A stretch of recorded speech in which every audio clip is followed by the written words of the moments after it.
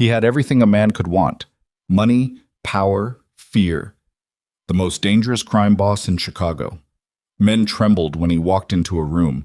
Entire city blocks answered to his name. But tonight, while his 8-year-old son sat alone at a birthday cake with unlit candles, Damian Blackwood was in another woman's bed. And he didn't even feel guilty about it. Not yet. Because the worst kind of destruction doesn't arrive like a bullet. It arrives quietly, in the voice of a little boy who says, "It's okay, Dad. I'm used to it." This is the story of a man who conquered an empire and lost everything that actually mattered.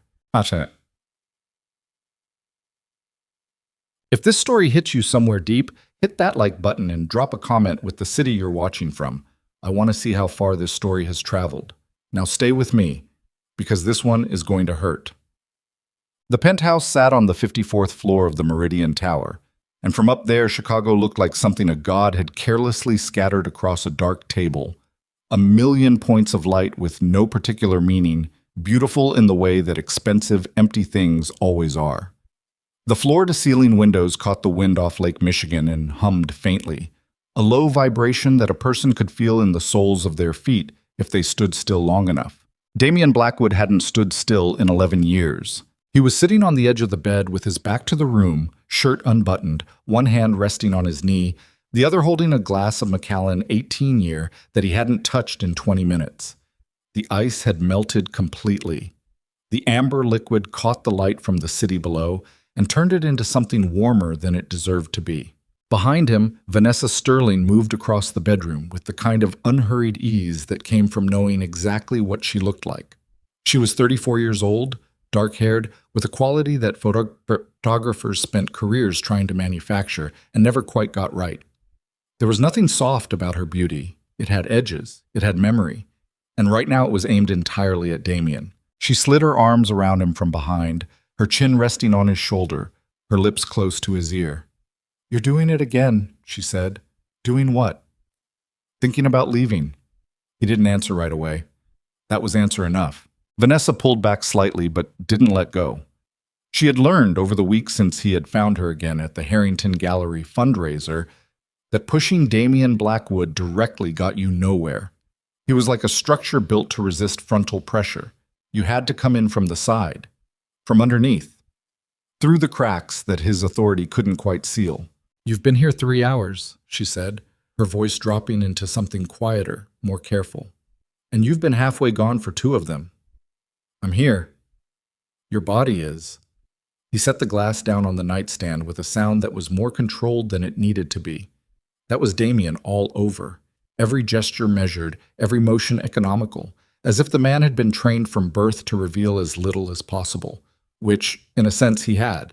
He turned to look at her then, not with warmth exactly, more with the particular attention of a man cataloging something valuable. Vanessa held his gaze without flinching. She had never once flinched from him, and that was part of what had broken something open in his chest the night they found each other again after 9 years.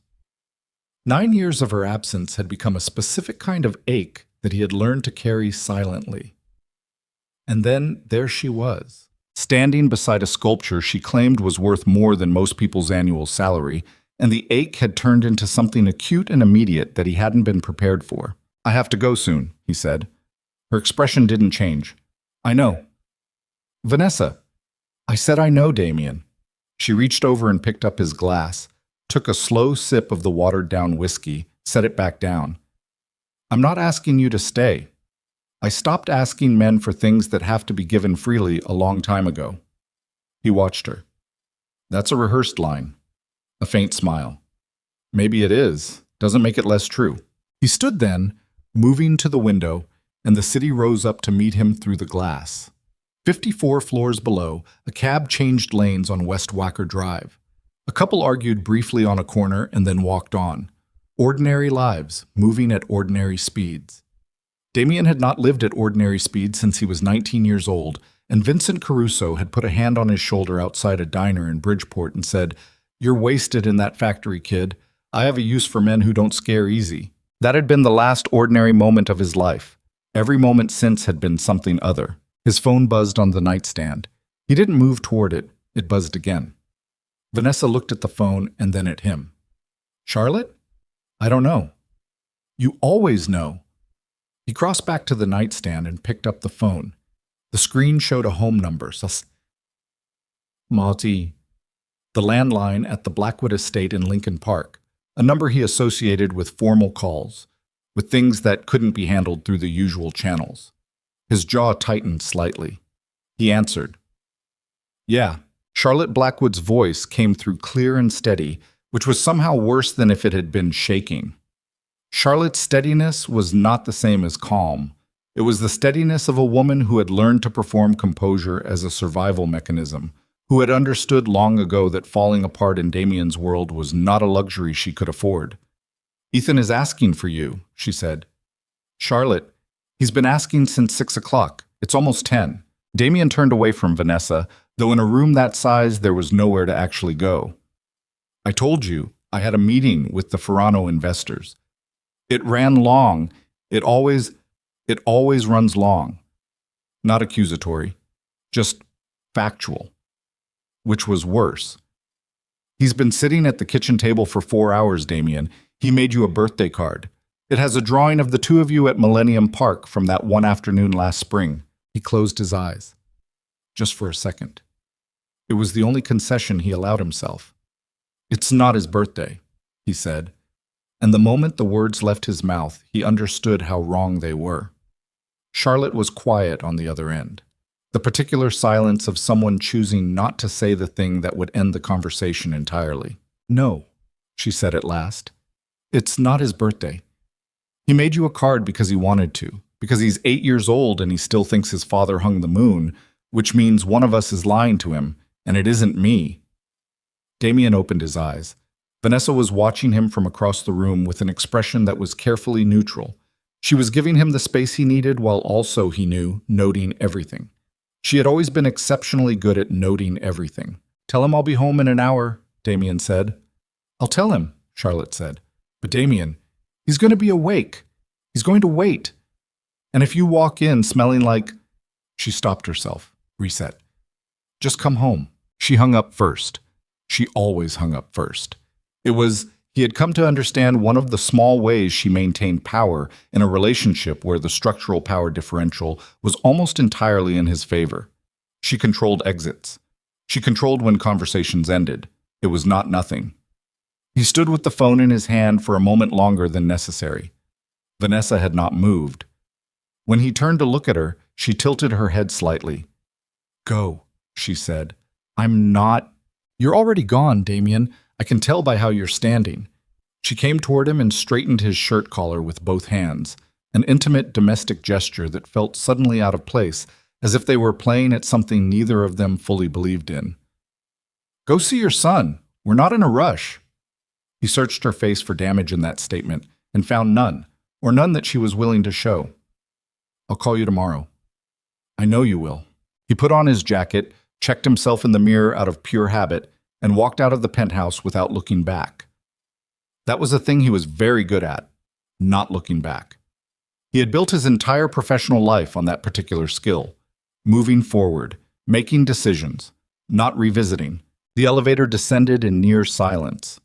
The lobby of the Meridian Tower was marble and chrome and recessed lighting, staffed at this hour by a single overnight attendant who recognized Damien the way service staff in expensive buildings recognize regulars, with a practiced blankness that communicated nothing. Damien walked through without acknowledgement in either direction.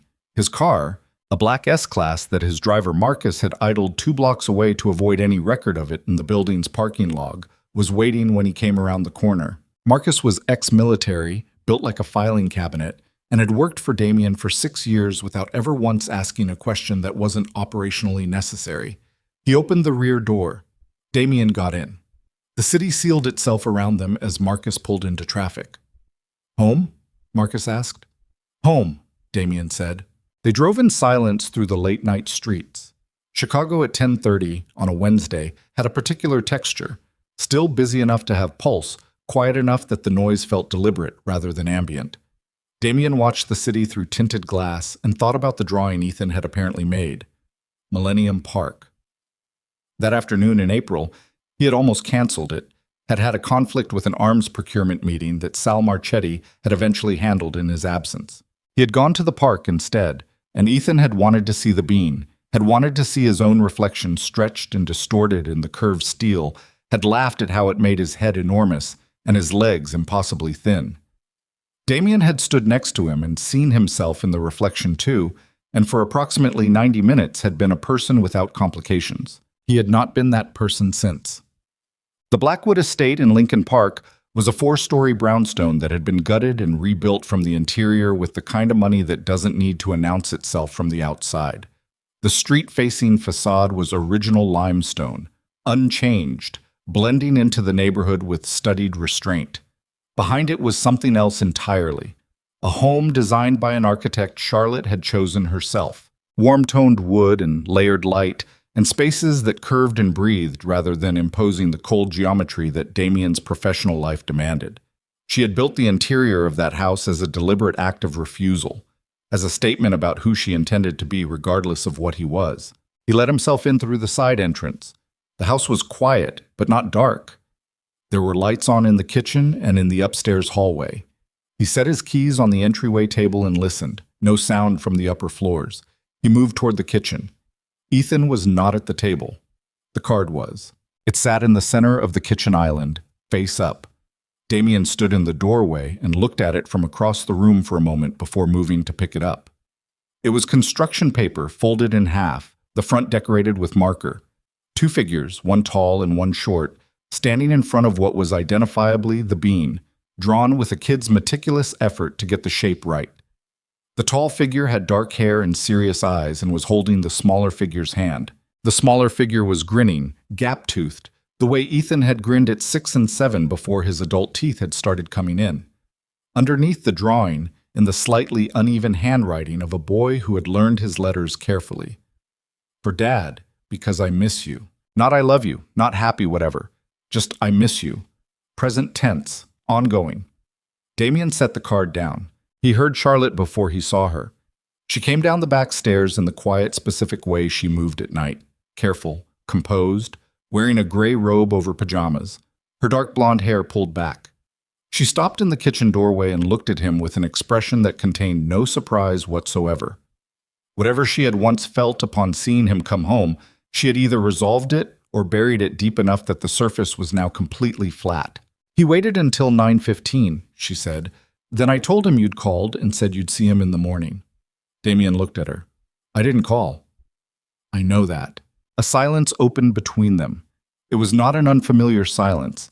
It had its own specific dimensions and weight. This particular silence. It had been growing for approximately 14 months, measured from the night Damien had first seen Vanessa again at the Harrington Gallery, though Charlotte didn't know that yet. She knew something. She was not a woman who missed things. But she hadn't named it yet, and he had been careful to give her nothing concrete to name.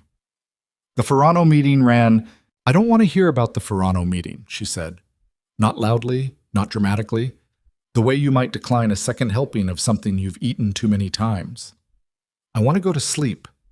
I have an 8 a.m. with the Whitmore Foundation, and Ethan has soccer at 7:30, which means I'm up at 6. Charlotte, not tonight. She came into the kitchen and opened the cabinet above the refrigerator where she kept chamomile tea, moving past him without touching him, the space between their bodies maintained at a precise distance that was less than accidental. You're here. He'll be happy you're here in the morning. That's what matters right now. Damien watched her fill the kettle. Her shoulders were tense under the robe. He could read Charlotte Blackwood in a way he couldn't read most people. The architecture of her body told him things she had trained her face not to.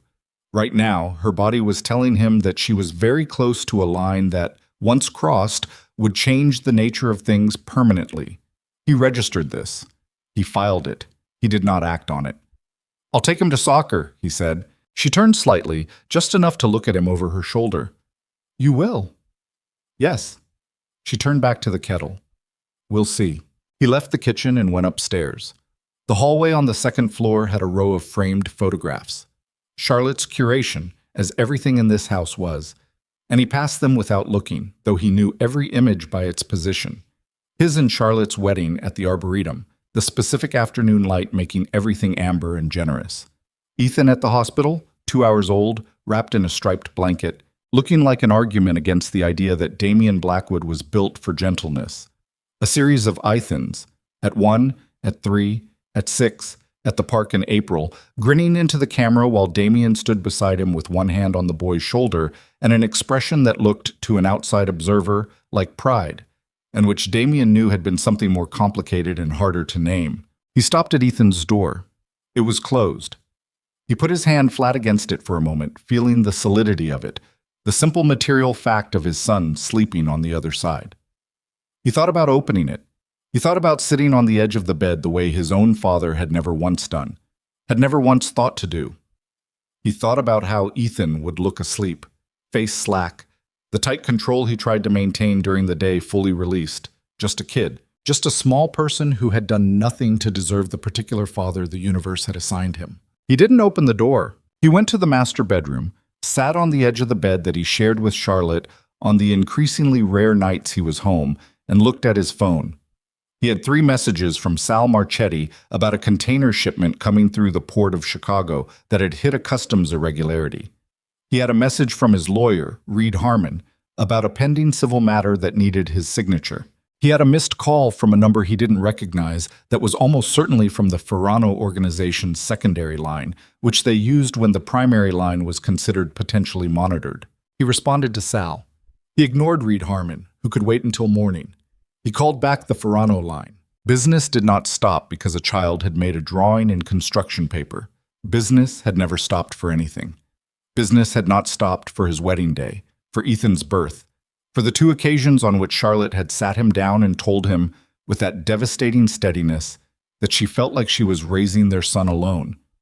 Business was the constant and everything else was what moved around it, accommodating its requirements, contracting to fit its available space. When he finally lay down at 1 a.m, Charlotte was asleep on her side of the bed, or performing sleep with sufficient conviction that the distinction didn't matter.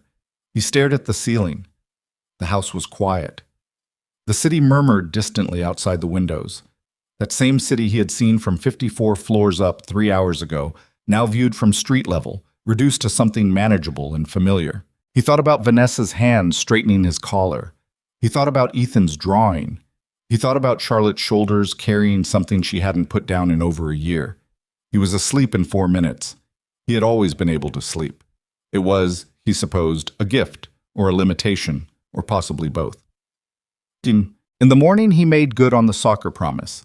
He was downstairs at 6:45 in jeans and a jacket, standing at the espresso machine when Ethan came into the kitchen, still sleep slow, hair unflattened, dragging his shin guards by one strap.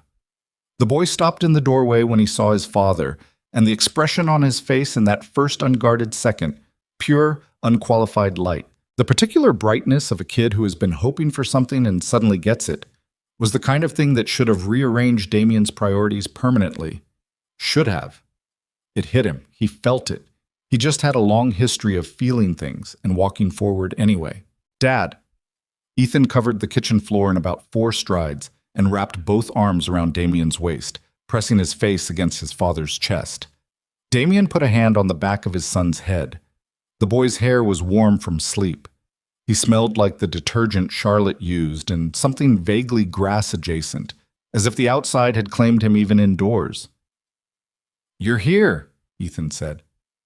"I'm here." The boy pulled back to look up at him, and his eyes, dark like Damien's, wide like Charlotte's, some combination of both of them that exceeded the sum of its parts, were doing the thing they did when Ethan was calculating whether to believe something, whether to trust the good version of events.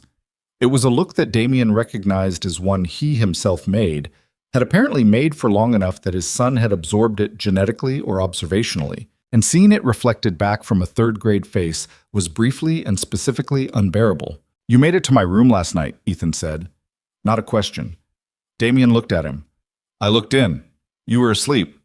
It was not entirely a lie. He had put his hand on the door. Ethan accepted it. 8 years old was still young enough to accept things that had the shape of comfort, even when they weren't quite the real thing. "Did you see my card?" "I did. Do you like it?" "I like it very much," Damien said, and this was entirely true. He had left it on the kitchen island, and when he had come downstairs this morning, it had been moved to the refrigerator, held up by a magnet shaped like the state of Illinois that Ethan had picked out at a rest stop on the way to a fishing trip they had taken 2 summers ago and never repeated.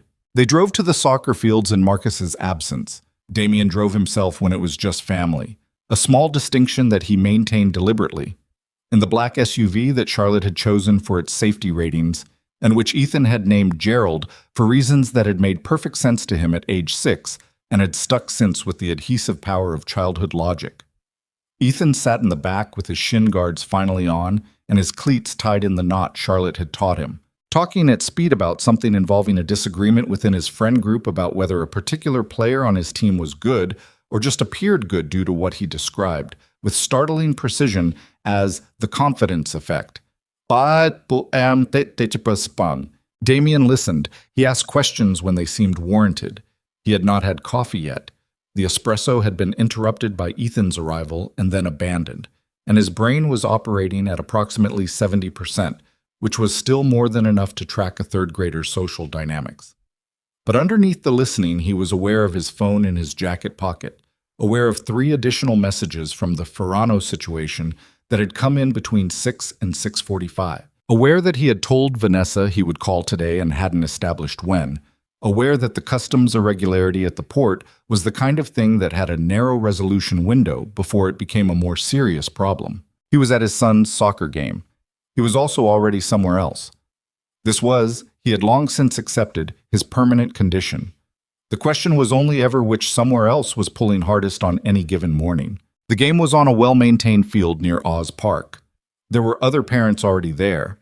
The particular kind of urban parent cohort that gathered at weekend children's events, equal parts engaged in performing engagement, coffee cups in hand, wearing the casual clothes of people who had thought about what they were wearing.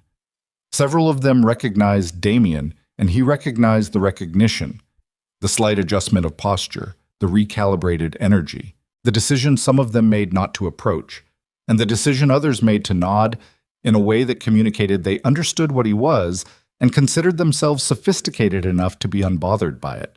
He stood apart from the main cluster, near the sideline, and watched his son warm up.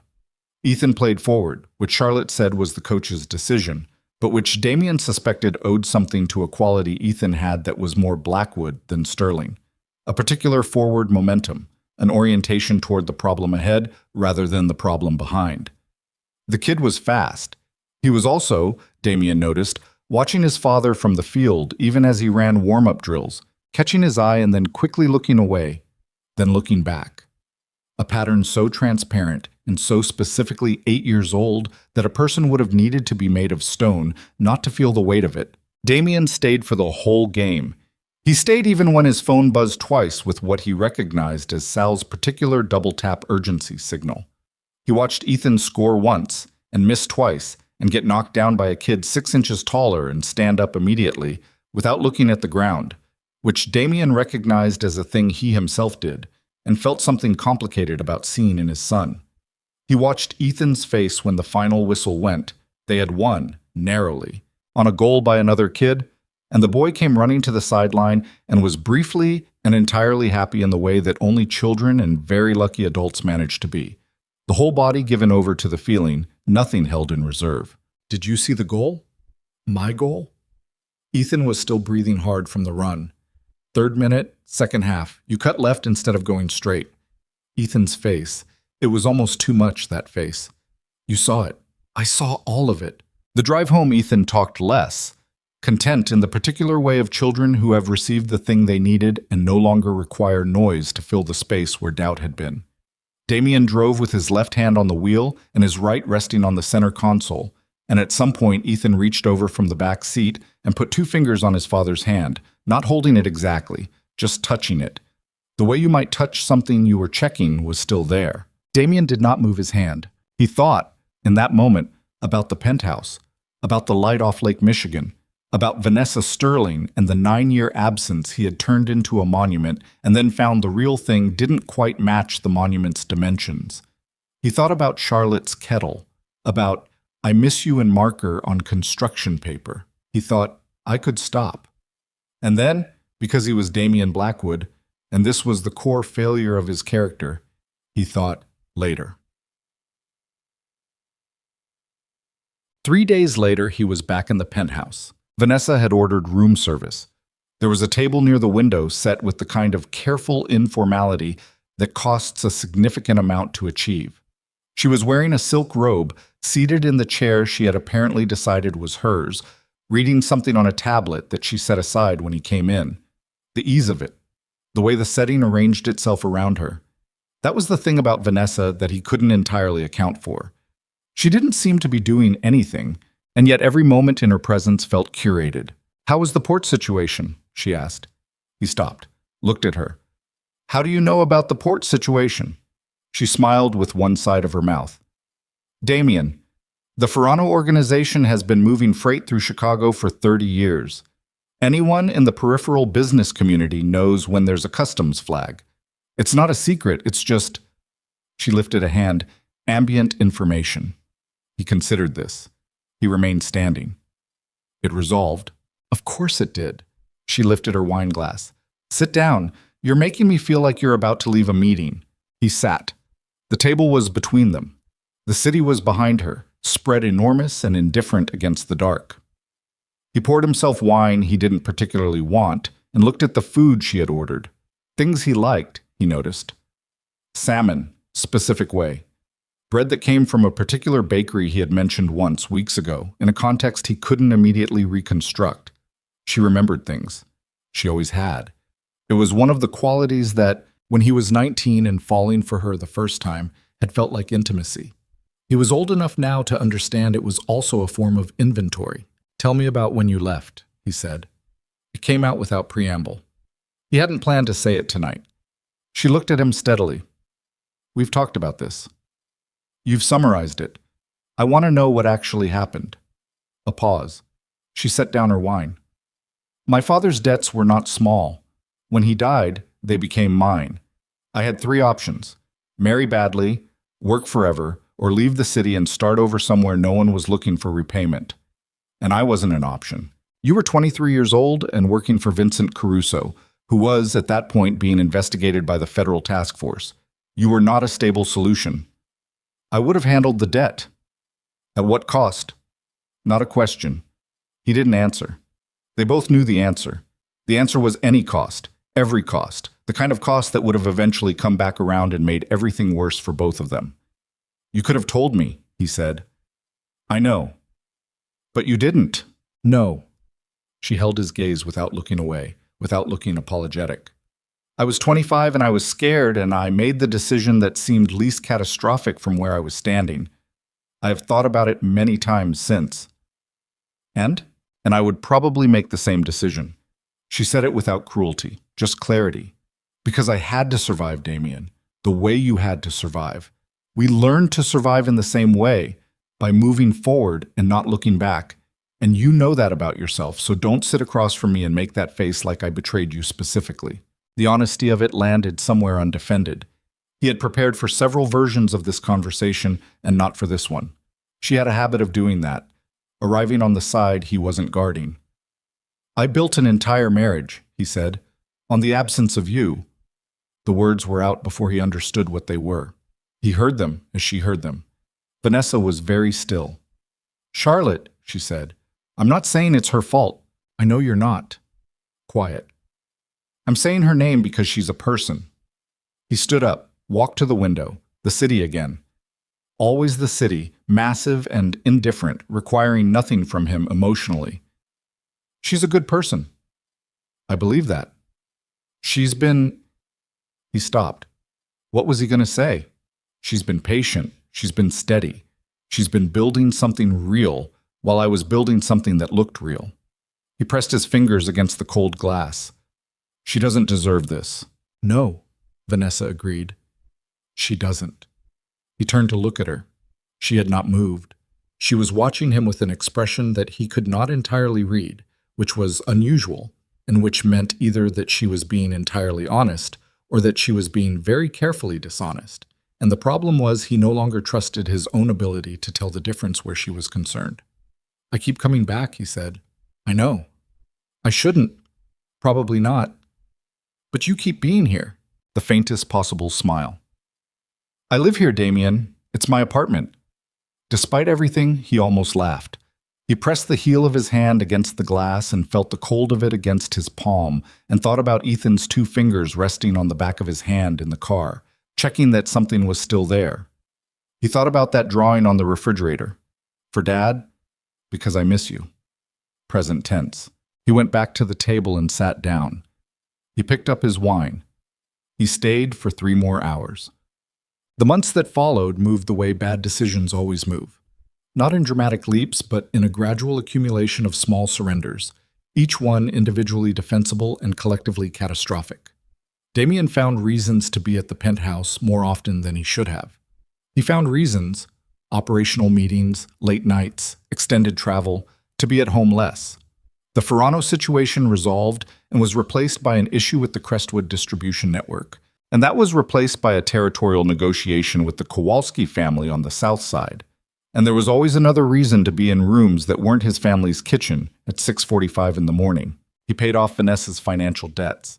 Not because she asked, she hadn't quite, though she had described the situation in sufficient detail that the option was clearly available to him. He had made some calls. The debts, which were substantial and which had their origin in a combination of her father's predatory lending arrangements and 2 bad business decisions she had made in her early 30s, were retired quietly. She had thanked him in the way she did everything, without excess, without performance, with an attention that felt more like documentation than gratitude. He had told himself it was the right thing to do. The rationalizations people construct around things they want to do anyway are always perfectly architectured. Charlotte said nothing because Charlotte had nothing concrete to say. She had a sense. She had a certainty in the way that certain people develop a certainty about things they cannot yet prove, a bodily knowledge that operates below the evidentiary threshold. She had canceled 2 lunch appointments in as many months because she couldn't make herself perform normalcy with people who would notice the performance. She had taken Ethan to his Thursday swim lessons and his Saturday soccer and his Tuesday piano, and she had sat through all of them and focused on her son and tried not to count the number of times she had reached for her phone to call her husband and then put it down again. She confronted him on a Wednesday in November. She had waited until Ethan was in bed, had waited further until the specific hour when Damien was between the close of one day's business and the beginning of another, a narrow window of genuine availability that she had learned to identify. She sat down across from him at the kitchen table and looked at him directly. "Who is she?" Charlotte said. Damien did not flinch. This was both a strength and an indictment. "Charlotte, I'm not asking if there's someone. I know there's someone. I'm asking who." A silence. He held it. "You don't know anything." "Don't do that." Her voice was steady in that way he had always both admired and found difficult. "I have given you every reasonable benefit of every doubt. I have made excuses for you to your own son. I have done this." She placed both hands flat on the table, a gesture that was about grounding herself more than anything directed at him. "Because I chose to trust you, and because I love our son, and because I didn't want to be right about this. But I am right. So don't sit there and tell me I don't know anything." He looked at her across the kitchen table in the house she had built for them. He thought about several versions of the truth and the damage each of them would do. "It's not what you're imagining," he said. "Then tell me what it is." "It's..." He exhaled. Controlled, deliberate. "Someone I knew before you. Someone I..." The word loved was available. He did not use it. "Someone I lost contact with. We've reconnected. It hasn't gone anywhere serious." Charlotte looked at him for a long moment. "Reconnected," she said. "Yes." "You've been spending nights away from home reconnecting. It's not... Is she why you missed the school play in October?" He had missed the school play in October. He had been in the penthouse in October. The timing aligned badly. That was a scheduling... "Damien." She said his name the way people say names when they're using them as a signal for stop talking. "I need you to tell me the truth, not a version of the truth, not the truth organized to be survivable, the actual truth about what is happening, because I cannot make decisions about my life and my son's life based on managed information." He looked at his wife. Charlotte Blackwood, who had walked into his life at 28 through the precise improbability of a mutual acquaintance's dinner party, who had known exactly what he was and chosen him anyway, who had built their family with an architect's precision and a mother's ferocity. who had given him Ethan, who had stayed in this house through things that would have ended most marriages. He thought about the right thing. He said, "I need some time to sort through what this is." Charlotte's face did something quiet and internal, a barely visible adjustment of expression that was less disappointment than confirmation, as if she had been carrying a version of this answer for long enough that its arrival was almost a relief. She nodded once, stood up. "I'll give you time," she said. "But Damien—" She stopped in the kitchen doorway, her hand on the frame. "Ethan has his school presentation in 3 weeks. It's a big one. He's been practicing every night. He's going to ask you to be there." She held his gaze. "Don't be the thing he's performing for and looking out at an empty seat for. Don't be that." She went upstairs. Damien sat alone in the kitchen. The card was still on the refrigerator. "For Dad. Because I miss you." He had not moved it, and Charlotte had not moved it, and so it had remained there for 3 months, held up by the Illinois magnet, the marker slightly faded, the 2 figures at the bean becoming part of the permanent texture of the room. He sat there for a long time in the quiet house, in the city that required nothing from him emotionally, and for a moment, a genuine, undefended moment, he felt the weight of what he was doing in a way that wasn't theoretical. It pressed on his chest from the inside.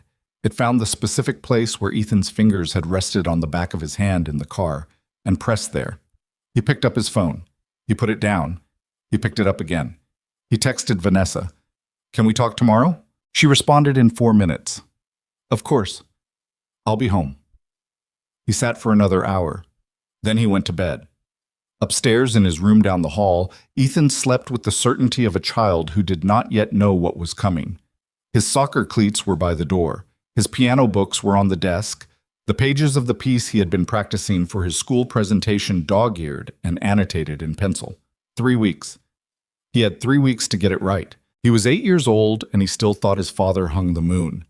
And somewhere in the Meridian Tower, 54 floors above the city, Vanessa Sterling sat with her wine and her tablet and her ambient information and thought about a man who kept choosing her for the wrong reasons and wondered, with the clinical detachment she had developed as a survival mechanism, how much longer before the wrong reasons stopped being enough.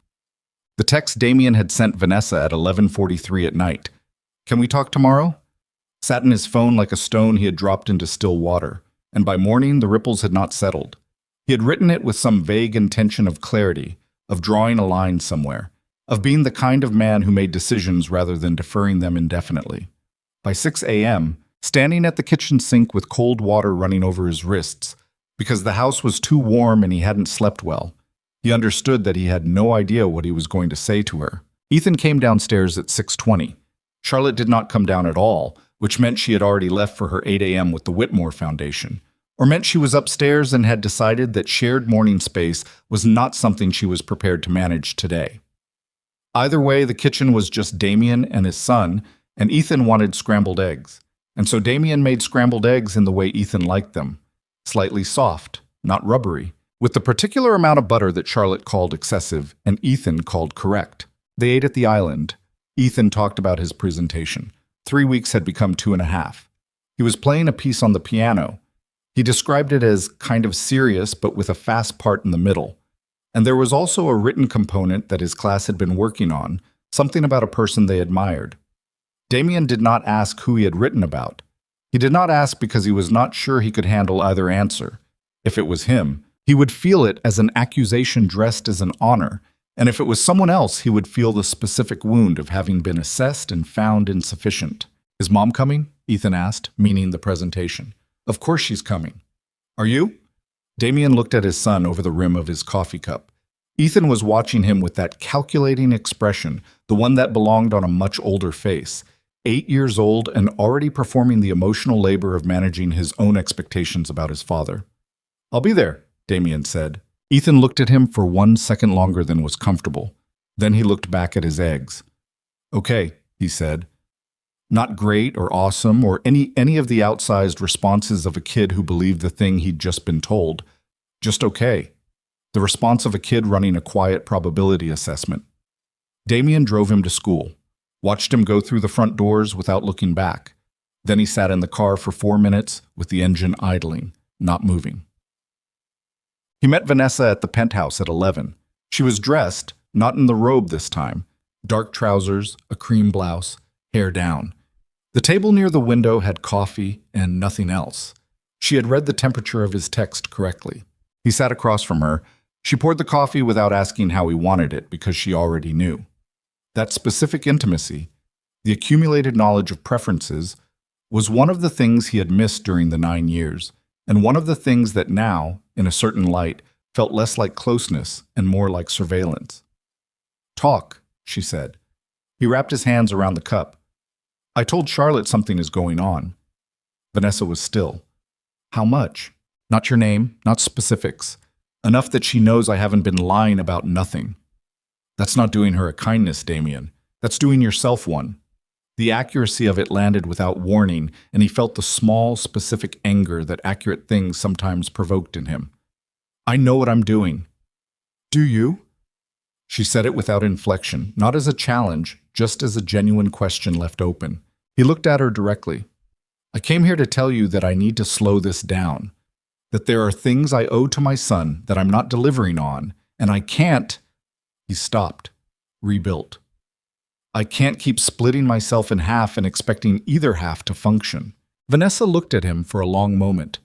The city was gray behind her this morning, November cloud cover sitting low over the lake, flattening the light. She looked very awake. She looked like someone who had anticipated this conversation and decided how to sit through it. "Slow it down," she repeated. "Yes." "What does that mean in practice?" "It means," he exhaled, "less of this. Less time here. More time being present where I'm supposed to be present. And me. You'd still be—" He heard how the sentence was going and stopped it. "I'd still be available," she finished for him, without heat. "On your schedule. When you've fulfilled your other obligations." She picked up her coffee. "That's not slowing something down, Damien. That's reclassifying it. You're asking me to become a standing appointment instead of—" She moved her hand slightly. "Whatever this is, I'm not asking you to be anything." "Then what are you asking?" He didn't have an answer that didn't fall apart under examination. He was asking her to wait. He was asking her to remain available and patient while he navigated a situation he had created and she hadn't asked to be part of. He was asking her to be the thing he came back to while he performed the responsibilities he had already broken. "I'm asking for time," he said. Her expression didn't shift. "You've been asking for time since you were 23 years old. You asked me for time then, and I left instead of waiting because I knew you'd use all of it and still not know what you wanted." She set down her cup. "I came back into your life, Damien. I didn't chase you down. You were at that gallery, and you found me, and you showed up here the second night afterward, and the night after that. I didn't ask you for anything except honesty." "I've been honest with you. You've been honest with me and dishonest with everyone else, and now you want to redistribute that. Make yourself a little less honest with me to become a little more honest at home." She looked at him steadily. "That's not a solution, that's accounting." He stood up. The chair made a sound against the floor. He walked to the window because there was nowhere else to walk and stood with his back to her and looked at the gray city. "Ethan has a presentation," he said, "in 2.5 weeks. It matters to him. I told him I'd be there." "Then be there." "I'm going to be there." "Good." He turned around. She was watching him with an expression he had not seen from her before. Not the strategic neutrality, not the warm attention. Something with more exposure in it. Something that had a cost. "Don't do this because of guilt," she said quietly. "If you decide to go back and be a present father and a real husband, do it because it's right. Not because an 8-year-old made you feel bad on a Tuesday. You don't get to tell me why I do things. You're right. I don't." She stood. "I'm going to tell you something, and I want you to hear it without defending yourself." She waited until he gave her a minimal nod. "You have been coming here for 3 months, and every time you leave easier than the time before. That first night you were gone before midnight, and you looked like a man walking away from the scene of an accident. Last week you stayed until 2 a.m. and you slept for 4 hours in that bed, and you woke up and had breakfast and left as if it was normal. You are building a life here, Damien, brick by brick, whether you've decided to or not." The room was quiet, a distant horn from the street below, the hum of the building's climate system. "I know that," he said. "Do you know what it means? He looked at her, at the apartment, at the table with the 2 cups of coffee, at the way the room had arranged itself around both of them as if they were permanent features. "It means I have to make a decision," he said. "Yes," she said. "It does." He left 20 minutes later with nothing resolved. Charlotte knew before she was told. That was the part that would cost her the most afterward. The knowledge that she had known had been carrying the knowing for months like a weight distributed carefully across her body so no single part of it would break, and had chosen to wait rather than act because she had wanted to be wrong. She had a friend named Diana Holt, a woman she had known since graduate school, who worked in development at the same foundation where Charlotte had been increasingly putting her professional energy since Ethan had started school. Diana was smart and direct, and had been watching Charlotte's face in meetings for the past 6 weeks with the specific attention of someone who knew the difference between tired and crushed. They had lunch on a Thursday at a small restaurant in Wicker Park, the kind of place with no tablecloths and very good soup, and Charlotte arrived intending to talk about the Whitmore grant proposal, and instead, somewhere between the 2nd cup of coffee and the check, found herself saying, "I think Damien is in love with someone else." Diana did not look surprised. That was its own communication. "How long have you known?" Diana asked. "Months." Charlotte turned her cup on the table. "Since about September. There was a quality of absence, not just the missing dinners and the late nights. Those were there before. This was different. He started being present in a way that he wasn't really present, like he was always partially somewhere else." "Have you talked to him?" "I confronted him 3 weeks ago. He admitted there was someone he knew before me." Diana's mouth pressed together. "That's harder." "Yes. Because it's not just an affair. It's a history." "Yes." Charlotte said it quietly. She was looking at the table. "He says he needs time to figure out what it is. I said I'd give him time. And then I went home, and I watched Ethan practice his piano piece, and I thought—" She stopped. There was something in her chest that pressed upward, and she held it down with the particular discipline she had been exercising for months. "I thought, this child deserves better. Whatever happens between me and Damien, this child deserves to not be an afterthought in his own family." Diana reached across the table and put her hand over Charlotte's. Neither of them said anything. It was enough. What Charlotte did not say, because she had not yet said it aloud to anyone, was that she had made a decision. It was not fully formed yet. It still had edges she needed to work out. But somewhere in the 3 weeks since she had confronted Damien in the kitchen, somewhere in the accumulation of small observational data, the phone he angled away from her, the slight different quality of his cologne on 2 specific evenings, the fact that he had been more physically present and emotionally further away than at any previous point in their marriage. The decision had taken shape with the quiet inevitability of something that has been forming for a long time and finally becomes visible. She was not going to wait for him to choose. She was going to protect her son. She just needed one more confirmation, one more undeniable fact to place beside the ones she already had. She got it on a Sunday afternoon 3 days before the presentation. Damien had told her he was at a meeting with Reed Harmon, the lawyer, working through something related to the Crestwood restructure that apparently required a weekend. Charlotte had nodded. She had packed Ethan's swim bag and driven him to the pool and sat in the observation area above the lanes while her son moved through the water with the efficient, slightly uncoordinated stroke of a child still learning how to make his body do the thing he was asking it to do. Her phone was in her hand. She was not on it. She was watching Ethan. But she had the previous week asked a man named Glenn Foster to make some inquiries. Glenn was a private investigator who had done work for the foundation in a contractual dispute 2 years ago, and Charlotte had kept his number in her phone with the awareness, which she hated herself for, that she might someday need it for a different purpose. She had called him on a Wednesday. She had given him the basic parameters. She had told herself she was being practical rather than vindictive, and mostly believed it. Glenn texted her during Ethan's swim practice. A single message. Confirmation confirmed. Name, location, dates. Full report by Tuesday. Charlotte read it, put her phone face down on her leg, looked up at the pool. Ethan was doing a flip turn at the far end, pushing off the wall, coming back toward her. He hadn't seen her looking at her phone. He hadn't seen her face in the moment before she controlled it. He broke the surface near her end of the pool and looked up at the observation window and waved both hands, the way he always did when he spotted her. She waved back. Her face was entirely normal. She was very good at this. She drove him home and made pasta for dinner and helped him run through his piano piece twice and read to him from the book they were currently working through.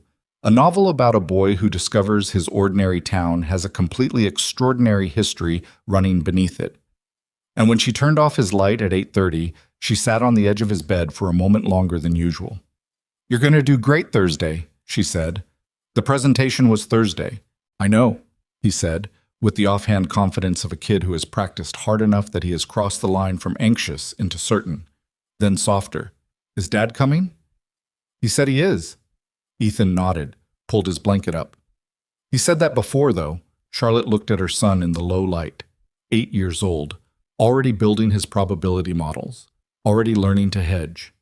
"I know," she said. "I know he did."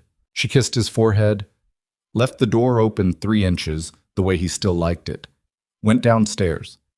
Damien was not home. He had texted at 6. "Running late at Reed's. Don't wait on dinner." She had not waited. She sat in the kitchen with the full report that Glenn Foster had delivered digitally, because he was efficient and thorough, and had apparently decided that Tuesday was a flexible concept when the information was ready. The report was 7 pages. She read it once, carefully, the way she read grant proposals and foundation documents, linearly, completely, without skipping ahead to conclusions. She understood the facts. She understood the timeline. She understood the financial component, the paid debts, the specific hotel records, the duration of a relationship that had been running in parallel to her marriage for 3 months, though the preliminary groundwork had almost certainly begun earlier at the Harrington Gallery event, which she now recalled Damien attending alone on a night he had described afterward as routine. She closed the report, placed her phone on the table, folded her hands over it. The house was quiet. The refrigerator made its small ambient sounds. On the refrigerator, visible from where she sat, the construction paper card had been there for 3 months. "For Dad, because I miss you." The marker was definitely fading now. The 2 figures at the bean were becoming slightly indistinct at the edges, the way things do when they've been exposed to light for long enough. Charlotte looked at it for a while.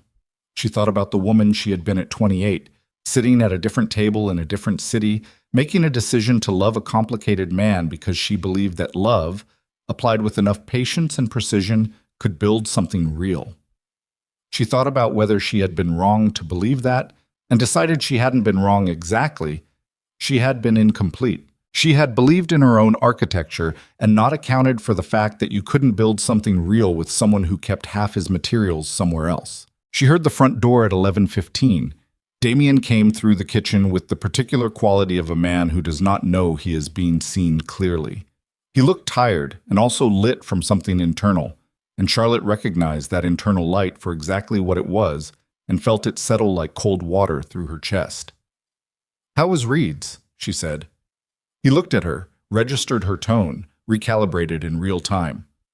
"Long. The Crestwood thing is complicated." "I'm sure it is." He moved to the counter, poured water. His back was to her.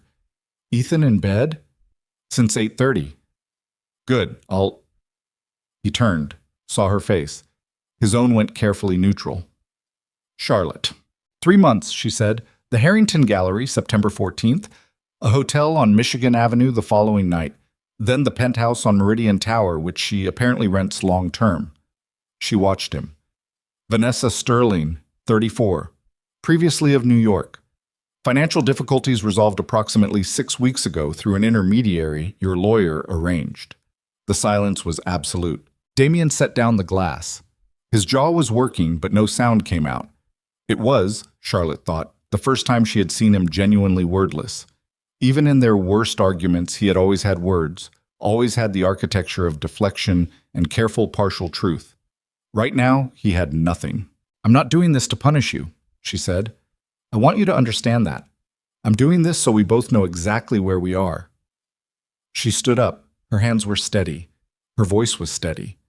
Under her sternum, something that had been tightly wound for 3 months was either releasing or tearing. She couldn't tell which yet, and it didn't matter, because either way her course was fixed. "Thursday is Ethan's presentation. You told him you'd be there." You told me you'd be there. She looked at him across the kitchen that she had designed with an architect and filled with the specific ordinary objects of a life she had built deliberately. Be there. Whatever else is true, be there for your son on Thursday. Because if you're not, she stopped. Not because she was emotional, but because the end of the sentence needed to carry the full weight of what she meant. There will be no more discussions, no more time, no more waiting. She walked past him to the stairs. She did not touch him. She did not look back. Behind her, Damian Blackwood stood in the kitchen of the house he owned and felt, for the second time in recent memory, something that his money and his authority and his entire assembled infrastructure of power had no mechanism for addressing. It was not guilt exactly. It was something more structural. The sensation of a foundation that has been quietly compromised for long enough that the surface is finally beginning to show the cracks. He looked at the card on the refrigerator. For Dad, because I miss you. Thursday was 3 days away. He picked up his phone. He called Vanessa. She answered on the second ring, and before he could say anything, she said, "She knows, doesn't she?" Yes. A pause, then, "What are you going to do?" He stood in the kitchen of his family's house, his wife's footsteps quiet on the stairs above him, his son asleep down the hall with his piano books on the desk and his cleats by the door, and he looked at the fading drawing on the refrigerator and he said the only true thing he was capable of saying in that moment. I don't know. Vanessa was quiet for 3 seconds. Then, yes, you do. She hung up. And Damian Blackwood stood alone in his kitchen and understood, with a clarity that arrived too late and too fully to be of any immediate use, that the point he had been approaching for 3 months was no longer ahead of him. He was already past it. The 3 days between that phone call and Thursday moved the way time moves when a person knows something is coming that they are not prepared for. Too fast in the ordinary moments and too slow in the quiet ones. The hours between 2 and 4 in the morning stretching into something vast and accusatory, while the daylight hours burned through without traction. Damian did not go to the penthouse.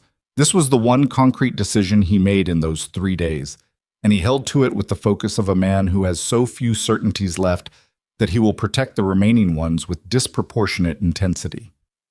He slept in the master bedroom. Charlotte slept there too, on her side, maintaining the precise physical distance she had established the night of their kitchen confrontation. They did not discuss what had been said. They did not discuss Vanessa's name, which now existed between them in the room like a piece of furniture no one would acknowledge or remove. They spoke about Ethan, about his breakfast, about the logistics of Thursday, what time the presentation started, which parking structure near the school was least unreliable, whether Ethan needed new dress shoes or whether the ones from the spring recital still fit. On Wednesday night, Ethan played through his piano piece one final time in the living room, while Damian sat on the couch and Charlotte sat in the chair across from him, and they both listened, separately, to their son's hands moving over the keys with a concentration and a delicacy that neither of them had specifically taught him, and both of them recognized as entirely his own. It was a serious piece, as Ethan had described, measured and deliberate in its first half, building through the middle into something that ran fast and bright and slightly urgent before resolving back into the quieter opening theme, as if the piece itself understood that urgency always returned to stillness eventually. Ethan played it without error. When he finished, he sat on the bench and looked at them both, and his expression was the most unguarded it had been in weeks. Just a kid who had worked hard at something and wanted to know if the people he loved had heard it. That's perfect, Charlotte said. Ethan looked at Damian. It's perfect, Damian said, and meant it, and felt the specific pain of meaning it. Ethan went to bed. Charlotte went upstairs shortly after. Damian sat alone in the living room for 40 minutes with the piano bench still pushed slightly out from where his son had left it. The sheet music open on the stand, the pencil annotations visible from across the room, small notes Ethan had made to himself, reminders about tempo and finger placement, the private working language of a child who had taught himself to be meticulous about the things that mattered to him. He thought about calling Vanessa. He didn't. He thought about calling Sal Marchetti, who had been leaving increasingly pointed messages about a territorial situation on the south side that needed Damian's direct attention.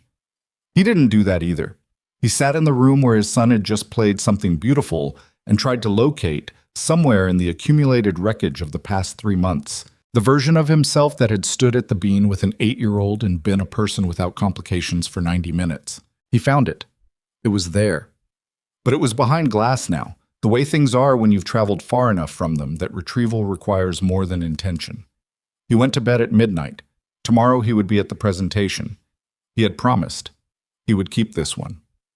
Thursday arrived gray and cold, the kind of November morning that felt like the city was withdrawing into itself. Ethan was up early, dressed in the collared shirt Charlotte had laid out, eating cereal with the focused quiet of a kid managing pre-performance nerves. He didn't talk much. He ran through the opening bars of his piece twice under his breath, fingers moving against the kitchen counter with no sound, pure muscle memory conducting its own rehearsal. "You're ready," Damien said. Ethan looked up. "I know." Then, "You're coming." "I'm coming." Charlotte drove Ethan to school. The presentation was at 11. Damien had a 9 a.m. call with the Ferrano organization's operations director that he had pushed twice already and could not push again.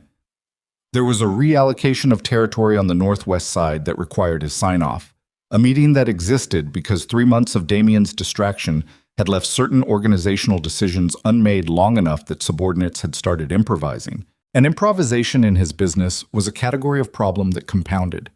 He would take the call, handle it, and be at the school by 10:45. 45 minutes of margin. More than enough.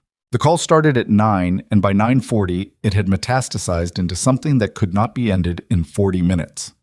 The Northwest Side situation had a dimension he hadn't been briefed on. Marcus Ferrano's second son had made an informal agreement with a South Side operator named Delwood, an agreement that cut across 2 of Damien's distribution arrangements, and the operations director was reading from notes that made the scope of the incursion sound larger and older than anything he had been told.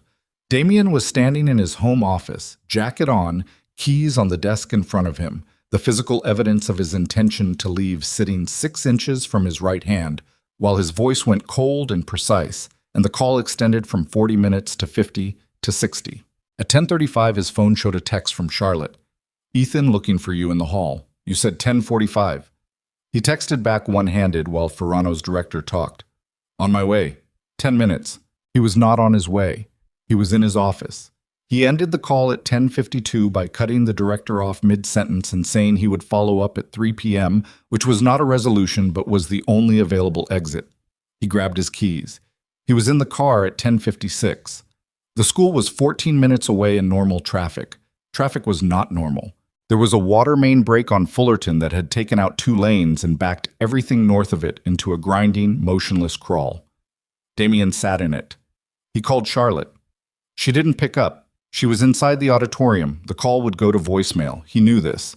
He texted, "Traffic, water main. Be there as fast as I can." He watched the cars ahead not move. He hit the steering wheel once with the flat of his hand, a controlled strike that was also entirely useless, and then sat with both hands on the wheel and felt something in his chest that was adjacent to panic, but came from a different origin. Not fear of consequences, but something more immediate and specific. The image of a stage and an empty seat in the audience, and a kid looking out and doing the math. He found alternate routing through side streets. He was parked and out of the car at 11:41. The auditorium doors were closed. Through them, he could hear, distantly, the sound of applause. The between-presentation applause of an audience in the middle of a program, not the ending applause. He pushed through the doors into the back of the room.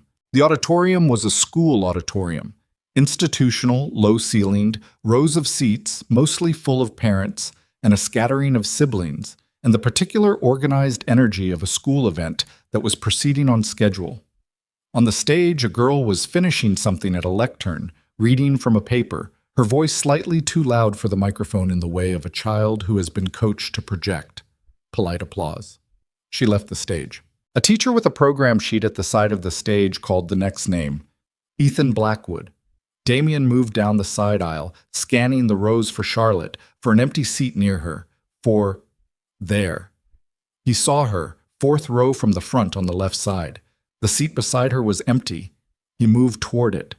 The auditorium was not large, but he was still 15 rows back when Ethan walked onto the stage. His son looked for him immediately. Not the general scanning of a performer checking the audience, a specific search, going directly to the seat beside Charlotte, to the empty seat beside Charlotte, and the expression on Ethan's face in that one unguarded second was not confusion. It was confirmation. It was a child's face doing the thing it does when the probability model has returned the expected result, and the expected result is the bad one. Then Ethan looked up, further back, and found Damien moving down the side aisle, and the expression shifted. Not to relief, not entirely. Something more complicated. Something that said, "You're here, but you're late," and also said, "I knew you'd be late," in a way that was worse than anger, because it was so specifically without surprise. Damien reached the seat beside Charlotte, sat down. Charlotte did not look at him. On the stage, Ethan was arranging himself at the piano bench, and then at the lectern, and Damien could see from 40 feet away the specific way his son's shoulders were set, not relaxed, not loose, but held. Controlled in the way that Damien recognized as his own posture under pressure, absorbed genetically or observationally or both, and the recognition sat in his chest like something pointed. Ethan spoke first, his written component, about the person he admired. He had not told them who he had written about. He spoke about his mother. He spoke about the way she showed up for things. He used those exact words, "She shows up for things," in a voice that was clear and carried and carefully without visible emotion. The voice of a child who has learned that performing emotion in a public setting creates more vulnerability than he is willing to expose. He talked about her patience, her precision, the way she made problems smaller by approaching them directly.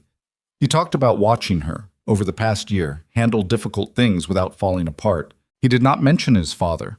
Not once, not in passing, not by omission with a trailing silence that might invite an addition. He had written the entire component about Charlotte, completely, with the intentionality of a choice that had been made and not reconsidered. Damien sat very still. Charlotte, beside him, was watching their son with an expression that contained love and grief in equal and indistinguishable parts. She had one hand closed in her lap. She did not look at Damien. Ethan finished the written portion, transitioned to the piano with the minimal staging of a child who has practiced the transition specifically, and played. He played it without error, as he had the night before, the piece moving through its architecture from measured opening to urgent middle to resolved close. And the auditorium was quiet in the particular way that spaces go quiet when something being performed is genuinely good rather than merely adequate. When he finished, there was a beat of pure silence, and then the applause came up strong and real. Ethan stood and looked out at the audience.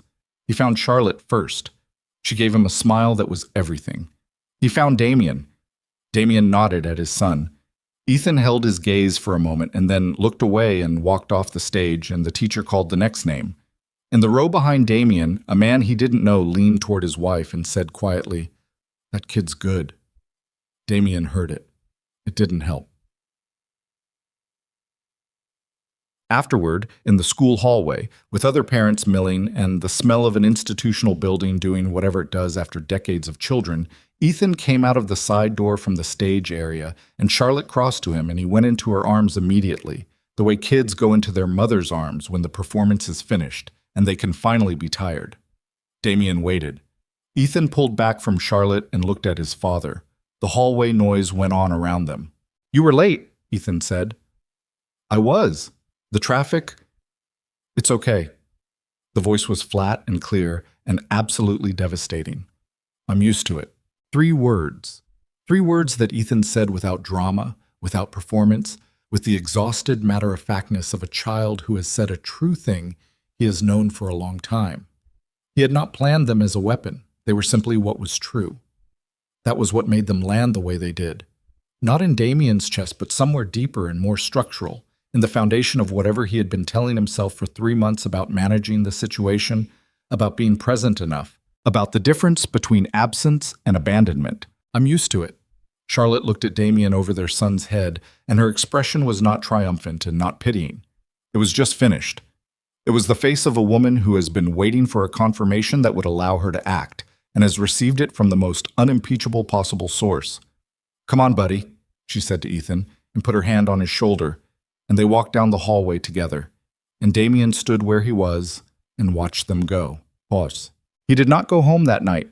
He drove without a specific destination and ended up in a parking lot near the lake on a gray Thursday afternoon with the engine off and the cold coming in through the glass. He sat there for 40 minutes. He thought about Ethan's face on the stage. He thought about the specific tonality of, "I'm used to it," not said with anger, not said to wound, said with the weary accuracy of a child who has concluded something. He thought about Charlotte's expression in the hallway and understood that the expression had a meaning. She had made her decision and it was no longer provisional. He called Vanessa. She answered. He told her what had happened. He told her about the empty seat, about the presentation, about those 3 words. He told it flatly, the way you tell things when the emotion in them is too large for decoration. When he finished, Vanessa was quiet for a moment. Then she said, "Come over."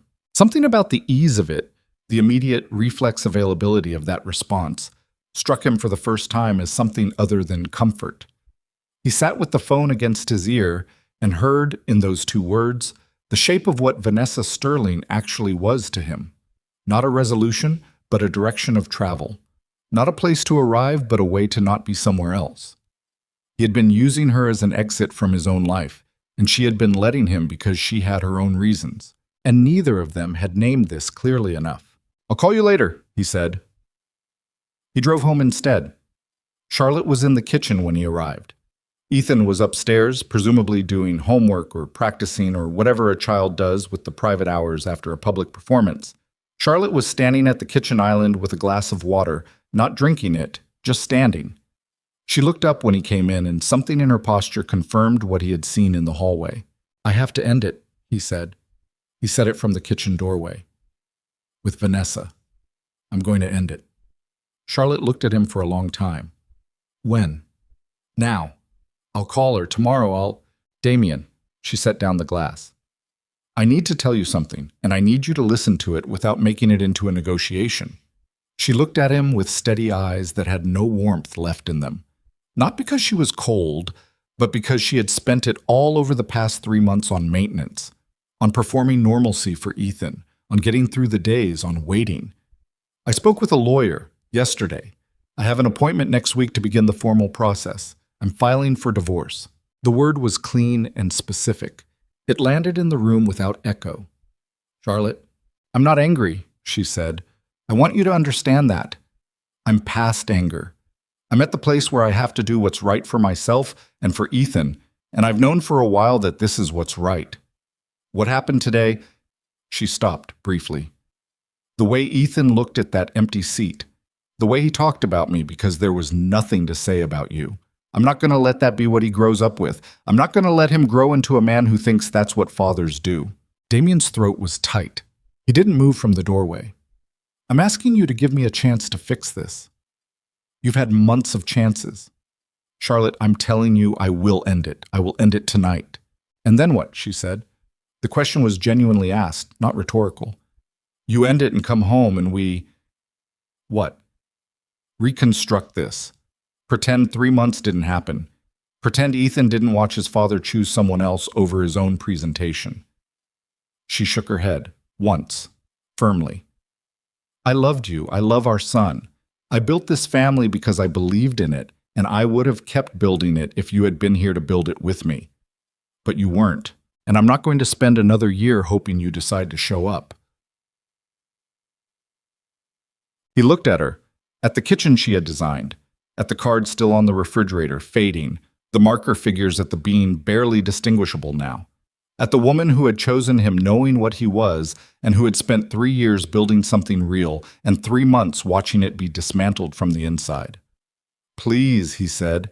He said it without architecture, without the authority or the deflection or the measured precision. He said it as a plain word with a plain meaning. Charlotte looked at him. He saw the moment she felt it. The plain word, the raw register of it. He saw her absorb it and hold it, and then, with the specific and irreversible quality of a decision that has been fully made, let it go. "Call Vanessa," she said. "Tell her it's over. And then please sleep in the guest room tonight because I can't..." Her voice held perfectly. "I cannot be next to you right now." She picked up her glass and walked out of the kitchen and up the stairs, and the house settled into its night quiet around the absence of her. Damien stood in the kitchen. He took out his phone. He called Vanessa. She picked up immediately. "I've been waiting." "It's over," he said. "I can't do this anymore. What happened today with my son? I can't keep being this. I'm ending this." A pause. Not long. "Damien." "I mean it, Vanessa. I'm sorry. I am genuinely sorry. But I'm done." Another pause. When she spoke, her voice had lost its careful neutrality for the first time in all the weeks he had known her again. What was underneath was not devastation. It was something harder and more specific. "You're making a mistake." "Maybe." "She's already filed.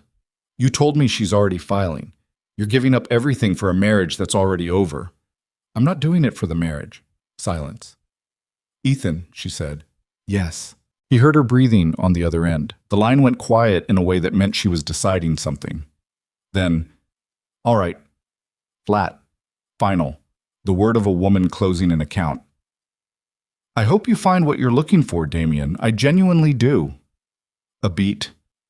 "But I want you to know something, and I need you to remember it later when things get hard." "Vanessa, I never lied to you. Not once. Everything I am, I showed you exactly as it was.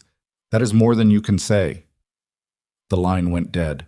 He stood with the silent phone in his hand, the house around him, the refrigerator with the fading drawing, the piano bench still slightly out from last night's practice, from the last time his family had been in the same room without the specific weight of what was coming pressing down on all of them. He went to the guest room. He lay on the narrow bed in the dark. Somewhere down the hall, Charlotte was in the master bedroom. Somewhere further down, Ethan was asleep with his cleats by the door and his piano books on the desk, and the honest, functional certainty of a child who has already started adjusting his expectations downward. "I'm used to it." Damien stared at the ceiling of the guest room and felt the full weight of what he had constructed settle onto him.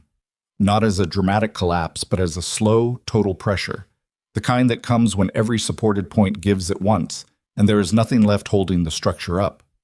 He had told Vanessa it was over. Charlotte was filing for divorce regardless. His son had performed without him, and then come into the hallway and said 3 words that would outlast every other thing spoken in that building that day. He had made the right choice.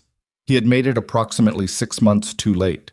And in the Meridian Tower, 54 floors above the city, Vanessa Sterling sat with her wine in the chair she had decided was hers and looked at the city that required nothing from anyone emotionally and thought about the call she was going to make in the morning.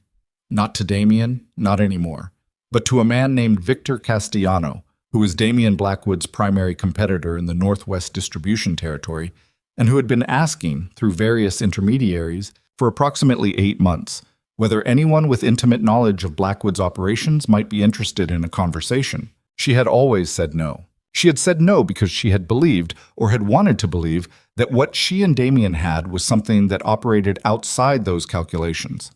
She had believed it through September and October and most of November. She had believed it until a man called her from a parking lot near the lake and told her about his son's school presentation in a voice that made absolutely clear where his actual loyalties had always lived, and then told her it was over in a voice that was sorry, but not uncertain. And she had heard in both of those voices the same message. She had never been the choice. She had been the alternative. And the alternative had been selected against. Vanessa Sterling had survived a great many things by refusing to be anyone's alternative. She picked up her phone. She found Castellano's number, which she had kept in a folder she had named, with her characteristic precision, contingencies. She looked at it for a long moment. The city moved below her, indifferent and enormous and requiring nothing. She pressed call. It rang twice. "Castellano," said a voice. "This is Vanessa Sterling," she said. "I believe you've been wanting to talk." The call Vanessa made to Victor Castellano at 11:47 on a Thursday night lasted 31 minutes. Damien would not learn this for another 6 weeks. By the time he did, the damage would already be structural. The 6 weeks between that phone call and the moment Damien understood what had happened were the most deceptively quiet weeks of his professional life. He filed no counter to Charlotte's divorce proceedings. He had Reed Harmon respond formally, but he did not contest the primary terms. He moved out of the Lincoln Park house and into a rented floor of a building in River North, temporary, deliberately impermanent, as if maintaining the transitional quality of the space would keep open some door he hadn't fully decided to close. He paid the mortgage on the family house without discussion. He sent Charlotte a message through Harmon acknowledging Ethan's primary residence and asking only for consistent and meaningful access to his son, the word meaningful chosen carefully and acknowledged without warmth by Charlotte's lawyer. He called Vanessa once in those 6 weeks. She picked up, was civil, was careful, and told him she was fine and that she wished him well with the kind of precise, laundered sincerity that communicated nothing except that the conversation was over. He did not call again. He worked. He went to the South Side meetings about the Delwood situation. He took Sal's calls about the Northwest Territory, which had been restless since the Ferrano incursion. He was present in his business in a way he had not been for 3 months, and the business responded to his presence the way business is built on authority and fear always respond. It tightened, settled, returned to its operating rhythm. The Ferrano situation resolved at a negotiating table in a private room above a restaurant in Greektown, and Damien walked out of that negotiation with the Northwest Territory intact and 2 additional points on the port distribution arrangement. Sal shook his hand in the parking lot and said, "Good to have you back." And Damien said nothing because he was not sure where he had been or whether back was the right word for what he was now. He saw Ethan on Tuesdays and every other weekend, per the informal arrangement Charlotte had offered through Harmon before the formal terms were finalized. He picked him up from school on Tuesdays, and they went to dinner, the 2 of them, to a diner near the school that Ethan had selected for reasons involving their specific brand of milkshake. Ethan was cautiously warming. He was not yet fully back. The "I'm used to it" had done something to the boy's baseline trust that would take longer than 6 weeks to repair. But there were moments at that diner table, with the milkshake in front of him and a story about his soccer team's internal politics, when Ethan would look up mid-sentence and find his father listening, actually listening, and something would settle fractionally in the boy's shoulders. Those moments were small. Damien held them with more care than he had ever held anything in his professional life. He was becoming, he thought, something closer to the person he should have been. He was doing it too late and at too high a cost, but he was doing it. Then the call came from Sal at 7 a.m. on a Tuesday in January, and the quiet weeks ended. "Someone talked," Sal said. No greeting. Sal Marchetti did not do greetings when things were wrong. Damien was already dressed, already on his second coffee, the morning having that specific early winter Chicago quality of cold and flat light that made everything look slightly provisional. What kind of talked? The Crestwood routing, the port arrangements, the Kowalski border terms from September. Sal's voice was controlled the way a man's voice goes controlled when what he actually wants to do is not controlled. Castellano has it. All of it. He's been moving on the Northwest since before Christmas, Damien. He had our operating maps. The coffee cup was in Damien's hand. He set it down on the counter with careful precision. His mind was running the information against everything he knew, all of it arriving and sorting at speed. Castellano, Northwest Territory, operating maps, since before Christmas. December. Castellano had been operating on inside information since December. The call he had ended in November, the night of Ethan's presentation, the night Charlotte had told him she was filing. November, into December. Vanessa. The information arrived with a physical quality. He felt it in his jaw first, then behind his sternum, a pressure that had both a location and a direction. He stood at his kitchen counter in River North and looked at the city through the window and understood. "Damien," Sal's voice. "You there?" "I'm here." "You know something. Get everyone to the warehouse on Clybourne, 2 hours. Don't use phones after this call." He hung up. He stood for 30 seconds without moving. His hands were flat on the counter. He could feel his own pulse in his palms, steady and fast, the rhythm of a body that had received bad information and was deciding what to do with it. He thought about Vanessa's face across the table in the penthouse in November, the way she had said, "I never lied to you." He thought about the folder on her phone, the one he would later learn she had called contingencies. He thought about her voice on the phone, "That is more than you can say," and understood with total retroactive clarity that she had known, at that precise moment, exactly what she was going to do next. He had told her it was over. She had translated that into operational intelligence and sold it to his primary competitor within hours. He put on his jacket and picked up his keys and walked out of the apartment into the January morning. The warehouse on Clybourne was a legitimate commercial property. cold storage on paper, that served as one of 3 locations Damien used for gatherings that required no external documentation. By 9:30, 11 men were inside, including Sal, a logistics coordinator named Price, the Kowalski border liaison, and 4 of Damien's operational lieutenants. The air smelled of concrete and cold, and the particular tension that enters a room when the people in it understand the stakes. Damien stood at the head of a table and laid it out. Not everything. He did not explain Vanessa, did not explain the personal architecture of how the breach had occurred. That information served no operational purpose and would damage his authority in a room that currently needed him to be unassailable. He told them what Castellano had, what Castellano had done with it, and what the current exposure looked like. It was significant. The northwest distribution routes were compromised. 3 of the port contacts had been approached by Castellano's people in the previous 3 weeks. 2 of them had responded, not fully flipped, but listening. The Kowalski border arrangement had been undercut by a counteroffer that only someone with knowledge of the specific terms could have calibrated. And there was a meeting scheduled, which Sal had learned through a contact inside Castellano's organization, between Castellano and the Ferrano family's secondary leadership, the kind of meeting that was preliminary to an alignment, to the consolidation of territory against a single target. The target was Damien. He let the room absorb this. He watched their faces, the controlled concern of men who were calculating their own exposure within the exposure of the larger organization, the loyalty arithmetic that every man in a room like this performs when the center of gravity shifts. Sal's face was unreadable.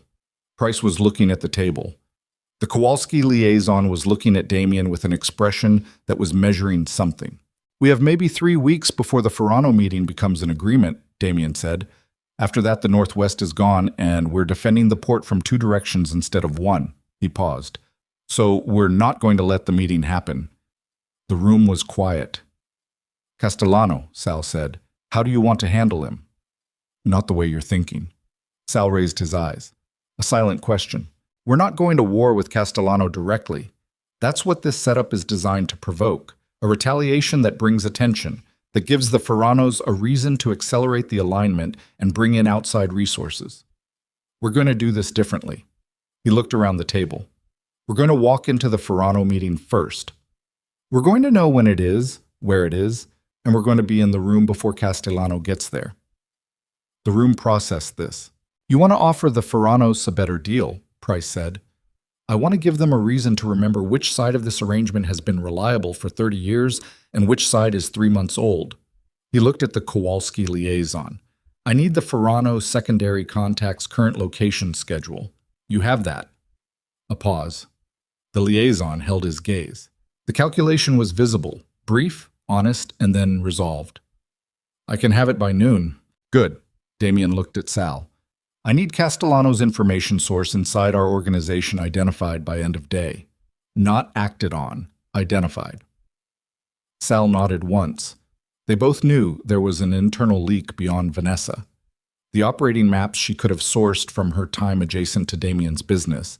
But certain route-specific logistics required someone currently inside the organization. Someone who had been talking to Castellano's people for longer than 6 weeks. The meeting ran 40 minutes. When it ended and the room cleared, Sal stayed behind. They stood at opposite ends of the table in the cold warehouse, and Sal looked at him the way he had looked at Damien for 17 years, with the specific, undecorated honesty of a man who had chosen his alliance and would see it through. "The information source," Sal said. "Castellano got inside information on the Kowalski terms, the port arrangements. That's not something from a peripheral contact." He paused. "That's someone who was in the room." "I know." "Someone gave it to a middle party who passed it to Castellano." "Yes." Sal looked at him. "A woman in a penthouse on Meridian Tower isn't in those rooms, Damien." A silence, the warehouse settling in the cold. "No," Damien said. "She isn't." He held Sal's gaze. 2 sources. She had the broad architecture. Someone inside had the specifics. "I'll find him." By tonight, Sal picked up his jacket from the chair and left. Damien stood alone in the warehouse for a moment, his breath visible in the cold air and thought about the chain of causation that had brought him to a cold storage facility on a Tuesday morning in January, trying to prevent the dismemberment of everything he had built over 20 years. He thought about one specific decision point: the Harrington Gallery, September 14th, a fundraiser he had attended because it was professionally prudent and where he had seen a woman he had not seen in 9 years, and had made a choice that he had told himself at the time was about feeling something true after years of feeling nothing. He thought about what it had actually been. He thought about Vanessa's voice. "I never lied to you." True. She had shown him exactly what she was. He had seen it and decided it didn't apply to him because he was Damian Blackwood, and things that applied to other men had historically not applied to him. He was standing in a cold warehouse on a Tuesday morning. They applied. The internal leak was a logistics coordinator named Theo Brandt, 29 years old, 18 months with the organization, who had been approached by Castellanos people in October through a mutual contact at a Southside bar and had been providing route specifics in exchange for a payment arrangement he had apparently convinced himself was low risk because the information was narrow enough to be deniable. Sal identified him by 6 p.m. He was brought to the Clybourne warehouse at 8. Damian was there when they brought him in. Theo Brandt was thin and had the kind of face that made him look younger than 29, which had probably worked in his favor most of his life, and was currently working very much against him. He sat in a chair in the middle of the warehouse floor, under a single overhead light, his hands loose in his lap, and looked at Damian with an expression that had passed through several stages of fear and come out on the other side into a kind of glassy, suspended resignation. Damian pulled a chair and sat facing him, 6 feet between them. He did not stand over the man. He did not raise his voice. He had found, over 20 years, that the most effective posture for extracting accurate information was the one that felt most like a conversation, because fear degraded the quality of what people told you. "How long?" Damian said. Theo swallowed. "October.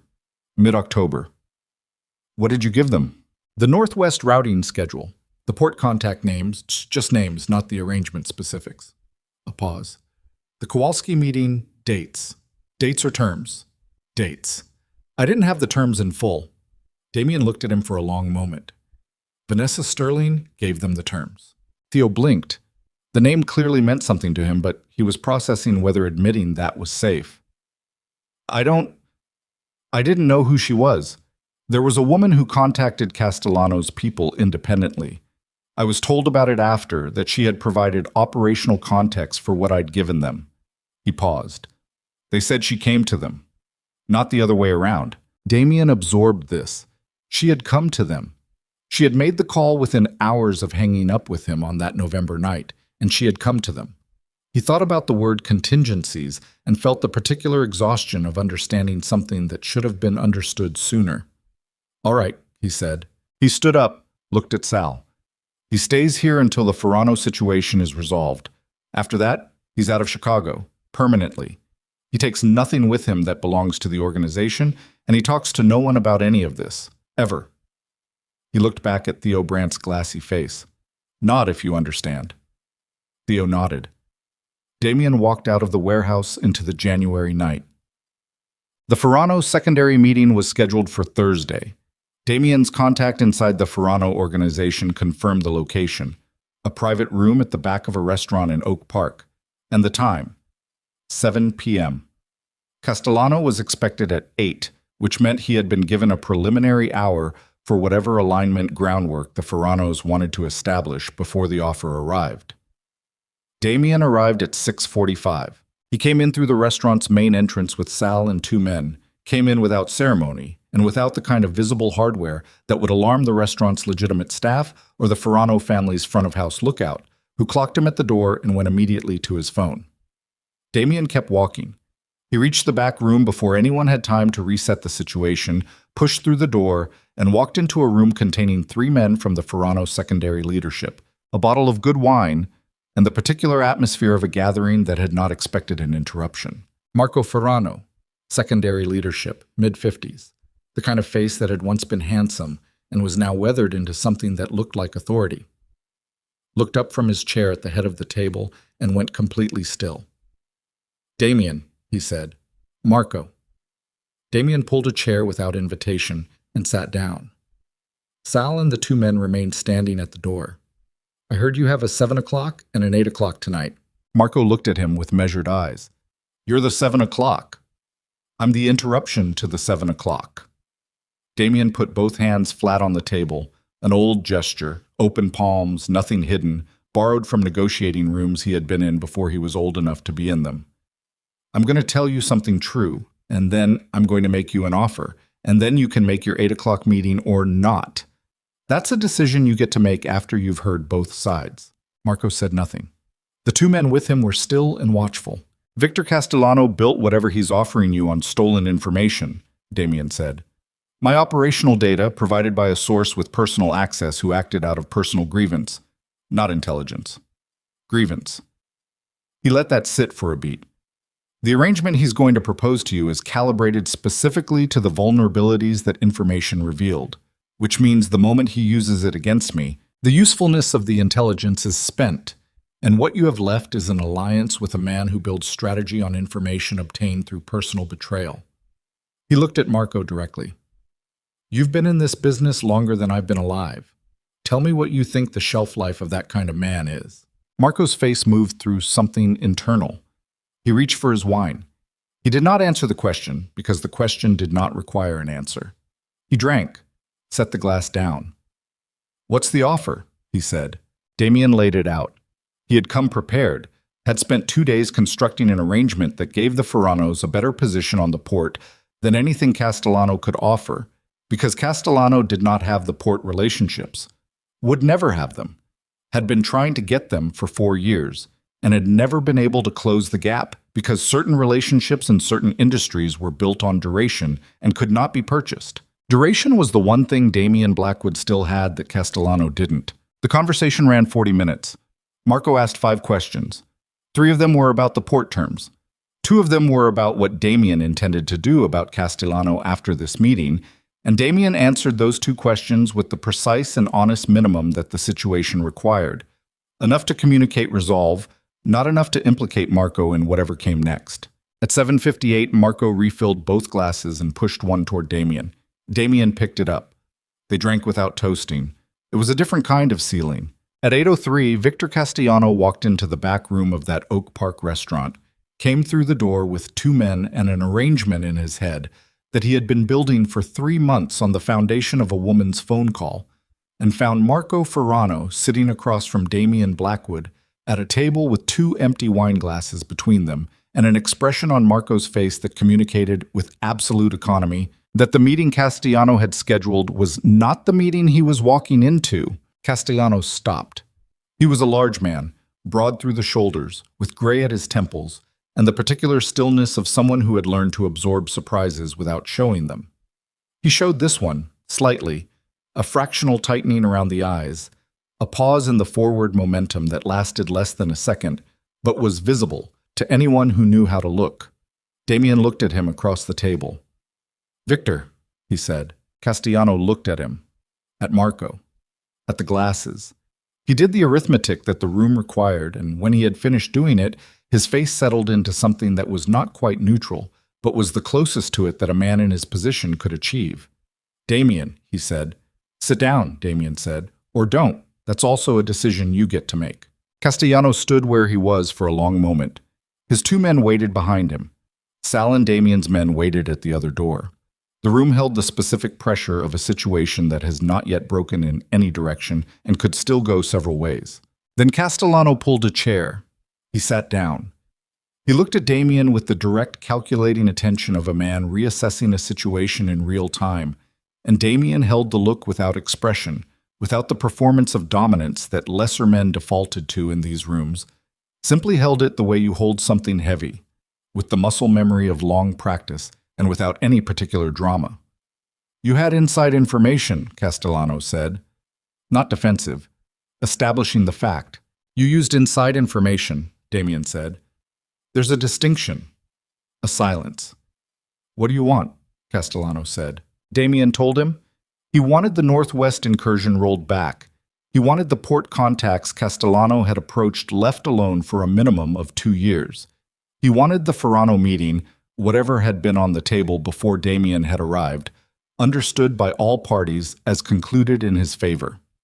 In exchange, he would not pursue the question of who had facilitated the intelligence transfer with the kind of thoroughness that would make Castellano's operational situation significantly more complicated. He was not offering friendship. He was offering a boundary, clearly drawn, and the removal of a specific threat from Castellano's immediate future. Castellano listened. His face did almost nothing. When Damien finished, he sat for a long time in the quiet of the room, and Damien could feel the man's calculation.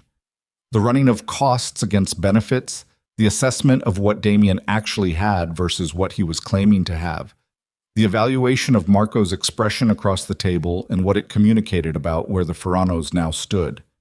1 year, Castellano said, not 2. 18 months. Another silence. Castellano's jaw moved slightly. 18 months on the port contacts. I want the Crestwood southern boundary acknowledged in writing. Harmon will draw it up. Castellano looked at him. For a moment, just a moment, something passed across his face that was neither anger nor respect but a specific recognition, the way two people sometimes recognize each other across the distance of opposition. Then it was gone. All right, he said. He stood. He buttoned his jacket. He looked at Damien one final time with the honest, uncomplicated look of a man who has just lost something he had spent 3 months building and has decided to lose it cleanly rather than badly. He walked out. The door closed. The room exhaled. Marco picked up the bottle and poured into Damien's empty glass. Damien picked it up. His hand was steady. He had not been sure it would be. She came to him, Marco said quietly, not as an accusation, as a clarification. Yes. A woman scorned. Something like that. Marco looked at him with old eyes that had seen many versions of this story. You should have been more careful, Damien. I know. A man's personal life and his professional life. I know, Marco. A pause. Then the older man nodded, once, with the economy of a man who has made his point and does not require it to be appreciated, only heard. Damien drove back to the city. January night, the lake, a mass of cold darkness to the east, the towers lit above it. He drove himself. Marcus was waiting, but he had sent him home, had needed the specific solitude of the car without presence, without witness. He drove through streets that had belonged to him in one form or another for 20 years and felt them differently tonight, felt them as something contingent rather than owned, which was both more honest and less comfortable than the previous version. He thought about Vanessa. He thought about the clarity of her choice, the phone in her hand at midnight, the number in the folder, the speed of the decision. He thought about what she had said on the phone. I never lied to you. He thought she was right, and that it was the most complicated kind of right there was. She had never lied. She had simply maintained the same operating logic she had always had, the logic of survival, the logic of contingency plans, the logic of a woman who had learned early that the only reliable protection was the one you arranged for yourself. He had known this about her. He had found it, in the beginning, almost beautiful, the precision of it, the self-sufficiency. He had not thought to consider what happened when the precision was turned on him. His phone buzzed at 9:40. A message from Charlotte. It was brief and without warmth, but also without hostility, which he was learning to understand as its own kind of generosity. Ethan asked if you could come to his soccer practice Thursday. Just practice, not a game. Up to you. He held the phone at a red light on Michigan Avenue. The city moved around him, indifferent and enormous, doing what cities do regardless of what happens inside them. He typed back, I'll be there. What time? 3 dots appeared on the screen. Disappeared. Appeared again. 3:30. Don't be late. He set the phone down. The light changed. He drove. The damage to his operation was real and would take months to fully repair. The divorce was proceeding through channels he had stopped contesting. The empire he had built over 20 years was smaller tonight than it had been this morning, and would require patient, unglamorous reconstruction work that was nothing like the original building. He had severed the one personal connection that had cost him all of this. Too late to save his marriage, and too late to protect his son from the particular damage that had already been done. He had been in worse positions. He had not been in a position where the losses were so precisely his own doing. He turned north. River north, the temporary apartment, the narrow bed in the room that was impermanent because he had insisted on treating it as impermanent, as if the temporariness of his living situation was a form of hope he was holding open. He thought about Thursday, 3:30, soccer practice. His son's voice on a Tuesday at the diner, cautiously warming, beginning the long work of reassembling trust from whatever the past months had left of it. He thought about all of it, the glass towers and the cold lake, and the back room in Oak Park, and Vanessa's voice on a phone at midnight and Ethan's face on a stage looking at an empty seat, and he thought, this is what it costs. All of it. This is the exact and complete cost of being the man I have been. He drove through the city that had made him, and that owed him nothing, and somewhere behind him, in the quiet of a Lincoln Park brownstone with warm-toned wood and layered light, a boy who had learned to hedge his expectations was sleeping with his piano books on the desk and his cleats by the door, and the drawing on the refrigerator was almost invisible now. The marker figures at the bean so faded they were barely there at all, two shapes that had once been clearly defined and were now just the suggestion of people who had stood somewhere together once and been, for approximately 90 minutes, without complications. Almost invisible. Not gone. Thursday came in cold and clear, the kind of January afternoon that Chicago occasionally produced between storms. Sky the particular blue of something that had been scoured clean, air sharp enough to make the inside of your nose ache. The lake visible from the elevated train platforms as a flat expanse of gray-green that looked solid from a distance and was not. Damien arrived at the soccer fields near Oz Park at 3:17, 13 minutes early. He parked Gerald. Charlotte had taken the SUV in the division of practical assets, and he had not objected, and walked to the field in a jacket that was not warm enough for the temperature, which he registered and decided not to care about. He was the first parent there. He stood at the sideline with his hands in his pockets and watched the team filter onto the field from the equipment room. Boys in practice gear with the loose, slightly chaotic energy of children released from the afternoon's academic containment. He saw Ethan come through the gate, shin guards already on, cleats in one hand while he hopped on one foot trying to put the other one on, laughing at something a teammate had said. The boy looked up, scanning the sideline with the habitual caution that had developed over the past months, checking first rather than assuming, protecting against the specific disappointment of an expected absence. He found his father immediately. For 1 second, Ethan did not move. Then he got the second cleat on and jogged over. "You're early," Ethan said.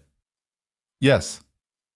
Ethan looked at him with those calculating eyes, running whatever internal assessment he ran now when Damien showed up for things. Then something in the assessment shifted slightly. Not fully resolved, not yet, but adjusting. "Practice starts in 10 minutes. Coach Davies does a lot of drills. It's kind of boring to watch. I've got nowhere to be." Ethan held his gaze for a moment longer. Then he nodded, once, with the minimal economy of a kid who is not going to perform enthusiasm he hasn't yet fully earned back. He jogged out to join his teammates. Damien stood at the sideline for the full 90 minutes of practice. He did not check his phone. He watched Damien run drills and chase balls and argue briefly with a teammate about who had touched it last, and then resolve the argument with the pragmatic speed of children who have things they'd rather be doing than arguing. He watched his son move, forward-oriented, fast, that particular quality of momentum that looked more Blackwood than anything else about the boy. He watched him fall once, hard, on the frozen ground, and get up immediately without checking if anyone had seen, the same way Damien himself had always gotten up, and felt the thing he had been feeling increasingly around his son, the specific, complicated weight of recognizing yourself in someone and understanding what that recognition costs them. After practice, Ethan came off the field red-cheeked and breathing hard, and they walked to the car together, and Ethan talked about the drill and about Coach Davies' inexplicable loyalty to a formation that nobody liked, and about a kid named Marcus on the team who could do a bicycle kick, but only on his left side. Damien listened. He asked the specific questions that required him to have actually been paying attention, and Ethan answered them with the slightly surprised quality of someone recalibrating. They went to the diner. Milkshake in front of Ethan, coffee in front of Damien, the familiar geography of their Tuesday arrangement now occurring on a Thursday, slightly off rhythm but present. The diner was warm and had the particular ambient noise of a place that had been feeding people for decades. Comfortable, undemanding, indifferent to whatever people brought in from outside.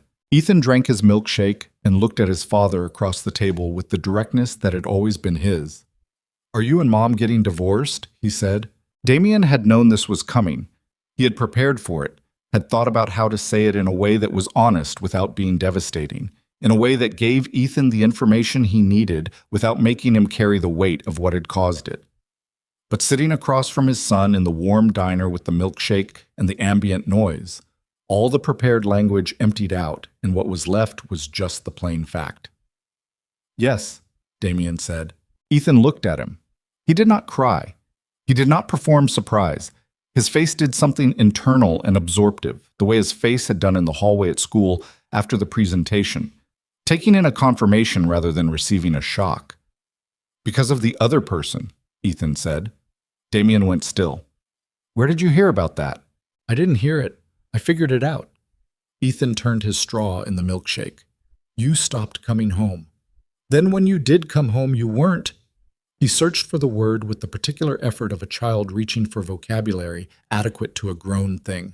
"You weren't all the way there, and Mom cried once in the kitchen when she thought I was asleep. I heard her." The diner was warm. Damien felt cold anyway, the specific cold of understanding the full scope of what your choices have cost the people around you. "Ethan, I'm not mad," Ethan said. He said it the way children say things they have practiced saying in their heads, carefully, the emotion beneath it present, but held. "I mean, I was mad. I was really mad for a while, but I thought about it a lot, and I think, another search. I think you made bad choices, but you're not a bad person. Mom says those are different things. That people can be not bad and still do things that hurt other people." Damien looked at his son.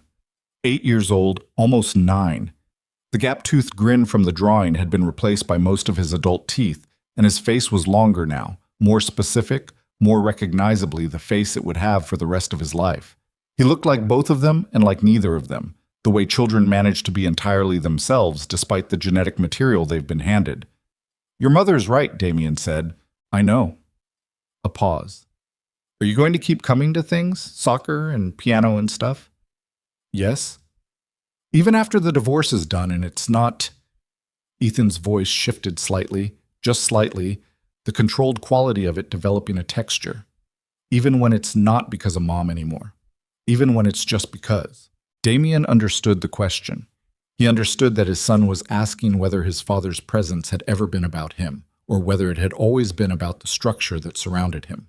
He understood that Ethan had been asking this question, in various forms, for months, and that no version of the answer he had given had yet been entirely satisfactory. "Especially then," Damien said, "because you're the reason. You've always been the reason I should have been showing up. I just took too long to understand that." Ethan looked at him for a long time. The milkshake was almost gone. A waitress passed with plates of food for the booth next to them. The diner noise continued its comfortable indifference. "Okay," Ethan said. Just that. But it was a different okay from the one in the hallway. Not the flattened okay of a kid protecting himself from disappointment, but the provisional okay of a kid who has decided to extend a small, cautious amount of credit and will be watching closely to see what's done with it. Damien drove him home afterward. They pulled up in front of the Lincoln Park brownstone at 6:15, the windows lit from inside with the warm-toned light that Charlotte had designed the house to produce, the street quiet in the cold. Ethan gathered his soccer bag and his school backpack and opened the door. "Dad," he said. Damien looked at him. "Thanks for coming to practice." He said it without drama. Then he got out, walked up the steps, let himself in with his key, and the door closed behind him. Damien sat in the car for a moment. The house was lit and quiet. Through the front window he could see, briefly, Ethan's shape moving through the entry hall into the kitchen, where the refrigerator stood with its Illinois magnet and the ghost of a drawing that had been there so long it had become part of the room's permanent inventory, even after Charlotte had finally, gently taken it down. He drove back to River North. The divorce was finalized in March, on a gray Tuesday that was indistinguishable from any other gray Tuesday, except in the specific ways it was entirely different. Reed Harmon handled the filing. Charlotte's lawyer, a woman named Patricia Osei, who had been quiet and precise and absolutely unyielding throughout the process, in a way that Damien had come to genuinely respect, handled the other side. The terms were what they had been since January: primary residence with Charlotte, consistent and meaningful access for Damien, the house remaining Charlotte's, a financial arrangement that Reed had described as generous, and that Damien had approved without revision because it was correct, and because arguing over it would have cost something he no longer had available to spend. He did not go to the courthouse. Neither did Charlotte. These things were handled through lawyers now, the machinery of formal separation running on documentation rather than presence, which was probably better for both of them. That evening, he called Ethan. They talked for 20 minutes about a science project involving density experiments with various household liquids, and about whether the school's decision to change the soccer league schedule was fair, which Ethan had opinions about. At no point did either of them reference what the day had been. It did not need referencing. It was simply the shape of things now, the new geography, and the work was in learning to move through it rather than in discussing its dimensions. Day? The reconstruction of the organization took 7 months, not the theatrical reconstruction of a man reclaiming territory through force, the slow, unglamorous work of rebuilding trust with contacts who had been approached by Castellano's people, of reestablishing the port arrangements on firmer documentary ground, of filling the operational gaps that 3 months of distraction had created and that Theo Brandt's defection had exposed. Sal did much of the operational work. Damien provided the authority and the relationships. It was, in its way, the most purely professional period of Damien's career. He brought nothing to work except the work, which turned out to be enough and more than enough. Castellano honored the 18-month boundary, whether out of genuine respect or simply the pragmatic recognition that the Ferrano alignment had closed as an option and the cost-benefit of continued aggression had shifted. It held. The Northwest Territory stabilized. The port arrangements solidified into something more durable than they had been before. He did not rebuild what had existed before because what had existed before had structural flaws that the crisis had exposed. He built something smaller, more deliberately maintained, with fewer extended dependencies and more direct oversight. It made less money. It was less than he had been. He found to his occasional surprise that he was willing to accept this. Vanessa Sterling left Chicago in April. He learned this through ambient information, the same category she had used when she knew about the Ferrano port situation, the category of things that simply existed in the peripheral awareness of people who moved in adjacent spaces. She went to New York. He heard later through a contact who ran in overlapping social circles that she had established herself in the city's art world in a way that suited her particular skill set, the accumulated knowledge of preferences, the strategic attention, the ambient information, all of it finding its natural environment in a world that rewarded exactly those qualities. He hoped she was well.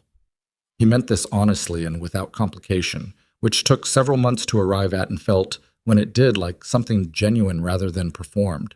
He never called her. She never called him. The chapter closed with the specific cleanness of things that end through mutual, unspoken agreement. Mott.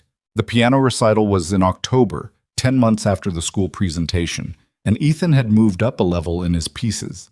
His new teacher, a serious woman named Mrs. Kowalczyk, who wore her hair in a bun so severe it appeared structural, had assigned him something that operated in a different category from the previous year's work, longer, more technically demanding, with a middle section that required his left and right hands to do essentially independent things simultaneously, which Ethan had spent the entire summer and the following 2 months making possible through a practice discipline that was entirely his own and that nobody had needed to impose. Damien arrived at the recital hall 45 minutes early. He sat in the third row, center. He sat there alone for 20 minutes while the hall filled slowly around him. He did not take out his phone. He looked at the empty stage, a good piano, well-maintained, a bench at the right height, a single standing lamp at the side that would light the sheet music, and thought about the school auditorium 10 months ago and the side aisle and the empty seat and 3 words delivered without drama or intention to wound. Charlotte arrived with Ethan 15 minutes before the recital began. Ethan was wearing a collared shirt and actual dress shoes, the ones from the spring that still fit, barely, and he was carrying his sheet music in a folder that he clearly considered optional but had brought because Mrs. Kowalczyk had specified. He saw Damien in the third row and crossed to him without hesitation, not with the cautious calculation of the diner, but directly.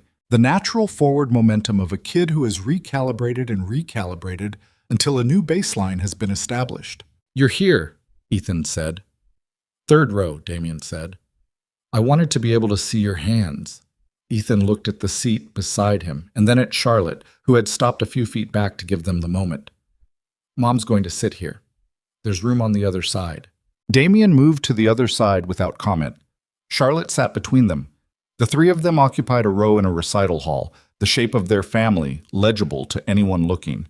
Separated, reconfigured, present. None of the seams were invisible. They didn't need to be. "He's been practicing for months," Charlotte said. She said it toward the stage, not at Damien, a statement of fact offered neutrally. "I heard some of it," Damien said. "The Tuesday dinners. He runs through sections in the car sometimes, under his breath." She glanced at him briefly. Something in her expression adjusted slightly. Not warmth, not the old warmth that had specific texture and history, but an acknowledgement, a recognition that he had been paying attention to the details and that the details had registered. They sat in a silence that was not comfortable but was not hostile. It was the silence of two people who had known each other for a long time and would know each other for the rest of their lives through the person sitting between them who was currently not there, having gone backstage, and who would return to the stage in approximately 12 minutes and do the thing he had spent months making possible. "Charlotte," Damien said. She waited. "Thank you." He said it to the stage, the same direction she had used. "For the way you handled all of it. For what you protected him from. For—" He stopped, rebuilt, started from a different place. "For not making him choose. For making sure he always knew where the stable ground was." A pause. In the recital hall around them, parents settled into seats, programs rustled. "I didn't do it for you," she said. "Not cruel. True. I know. I did it for him. I know that too." He paused. "It doesn't change what it was." Another silence. She turned the program over in her hands. On stage, Mrs. Kowalczyk was adjusting the piano bench height for the first performer, a small girl with red hair who would go before Ethan. "He talks about you," Charlotte said. Quieter now. As close to private as you could get in a filling room. "After the Tuesdays, and after soccer. He comes home and he—" A brief stop. "He talks about what you said, what you noticed. He doesn't do it like he's reporting on a stranger. He does it like—" She chose the word carefully. "Like you're someone who belongs in the account of his day." Damien held this. It landed somewhere it was going to stay. "I'm trying," he said. It was the plainest true thing he had. "I can see that," she said. Also true. Also plain. The recital began. The red-haired girl played something cheerful and technically clean. Two other children followed. Then Mrs. Kowalczyk announced Ethan, and he walked onto the stage with the particular quality of focused calm that Damien had been watching develop in his son all year. Not the brittle performance of a child suppressing anxiety, but something more solid, the calm of a person who has done the preparation and trusts it. He sat at the bench. He adjusted it slightly, one notch lower, the specific adjustment Mrs. Kowalczyk had apparently taught him to always check. He placed his hands in his lap for a moment, not on the keys. He breathed, just breathed, visibly. A single breath that was entirely for himself, the breath of someone settling into the body before asking it to do something demanding. Then he put his hands on the keys and played. The piece was serious and demanding, and Ethan played it the way he had been built to play it, with the forward momentum that was Blackwood, and the precision that was Sterling, and the specific quality of feeling that was neither of those things, that was entirely his own, the thing he had developed in the private hours with the pencil-annotated sheet music that nobody had put there except him. The middle section, where the left and right hands did their independent simultaneous work, came and went without error. Not without effort. You could see the effort in the slight set of his jaw, in the way his eyes stayed on the music with absolute specific attention, but without error. The final section resolved the way good music resolves, bringing the urgency back to stillness, the demanding middle section back to the quieter theme. And when the last note finished, the hall held its breath for a half second before the applause started. Ethan sat at the bench for a moment with his hands in his lap, the same position as before he had begun. The breath he'd taken at the start matched now by the breath he took at the end. Then he looked up. He found Charlotte first. She was clapping with both hands, and her eyes were bright, and her face was entirely open. The face she reserved for her son in moments of genuine joy. The face Damien had fallen in love with adjacently, having understood without analyzing it that a woman who loved like that was worth knowing. Then Ethan found Damien. Damien was clapping. He was also, and he was not aware of it until it had already happened, doing the thing he had seen Ethan do after the soccer win. The whole body given over to the feeling, nothing held in reserve. He was not performing it.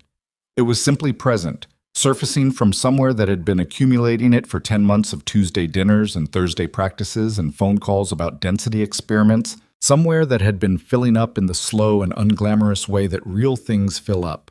Ethan held his father's gaze across the recital hall and did not look away.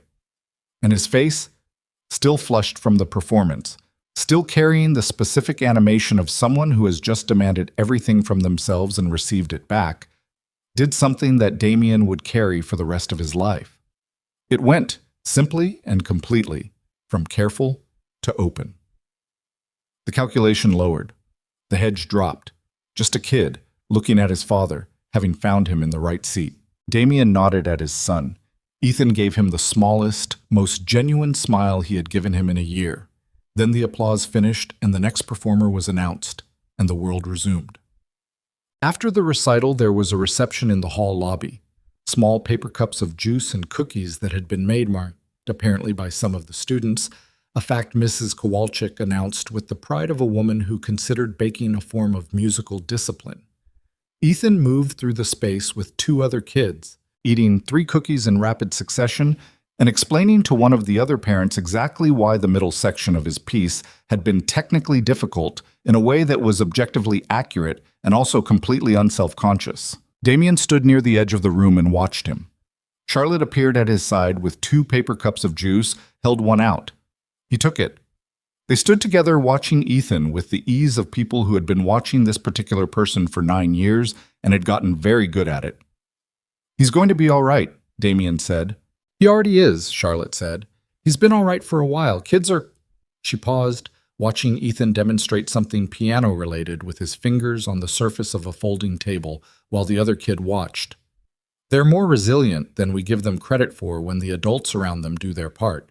Damien thought about this, about the doing of parts, about the years he had not done his and the year he had been, incrementally and imperfectly, learning to do it. "I'm going to keep doing it," he said. "Showing up, being in the right seat. I know I don't get credit for what I should have been doing all along." "No," she agreed. "You don't. I'm not asking for credit. I'm just—" He looked at his son, saying it out loud. "So it's said." Charlotte was quiet for a moment. She drank from her paper cup. "He needs you to be consistent," she said. "Not perfect. Not the father you wish you'd been. Just consistent. Present.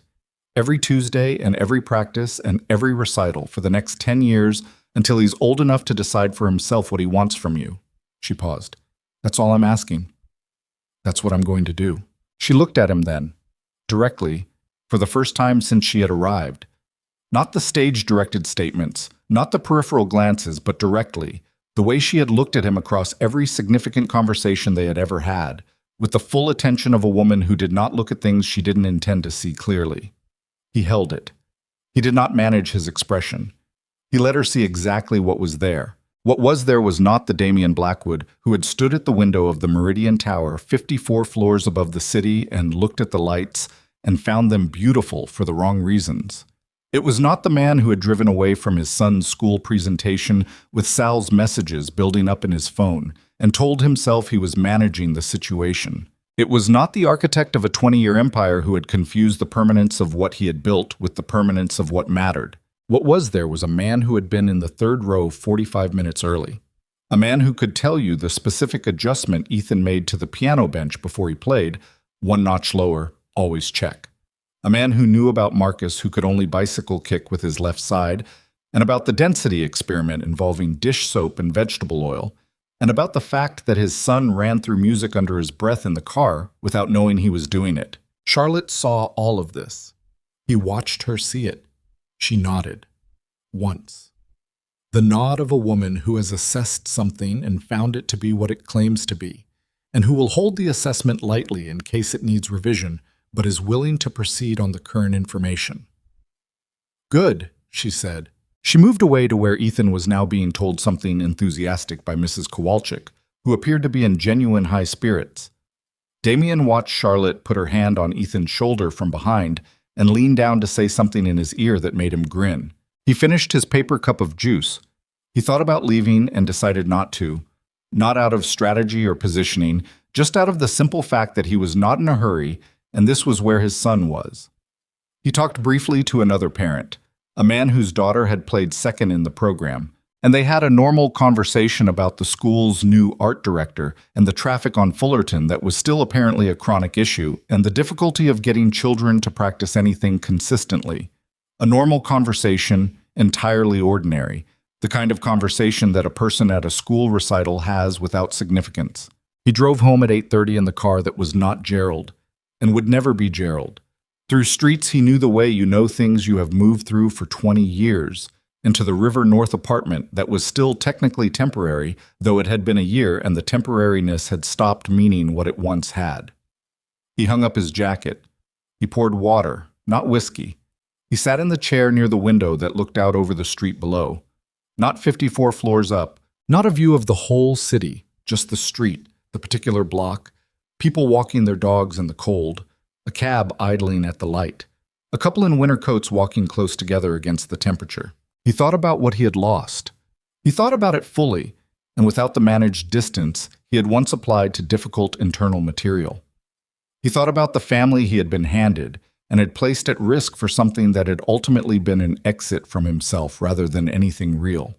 He thought about Charlotte designing a house that was warm because she intended to build something warm, and about Ethan's pencil annotations in sheet music, and about the drawing that was gone from the refrigerator now, the marker figures at the being so faded they had been released rather than removed. He thought about what was left. The Tuesday dinners. The Thursday practices. The third row, 45 minutes early.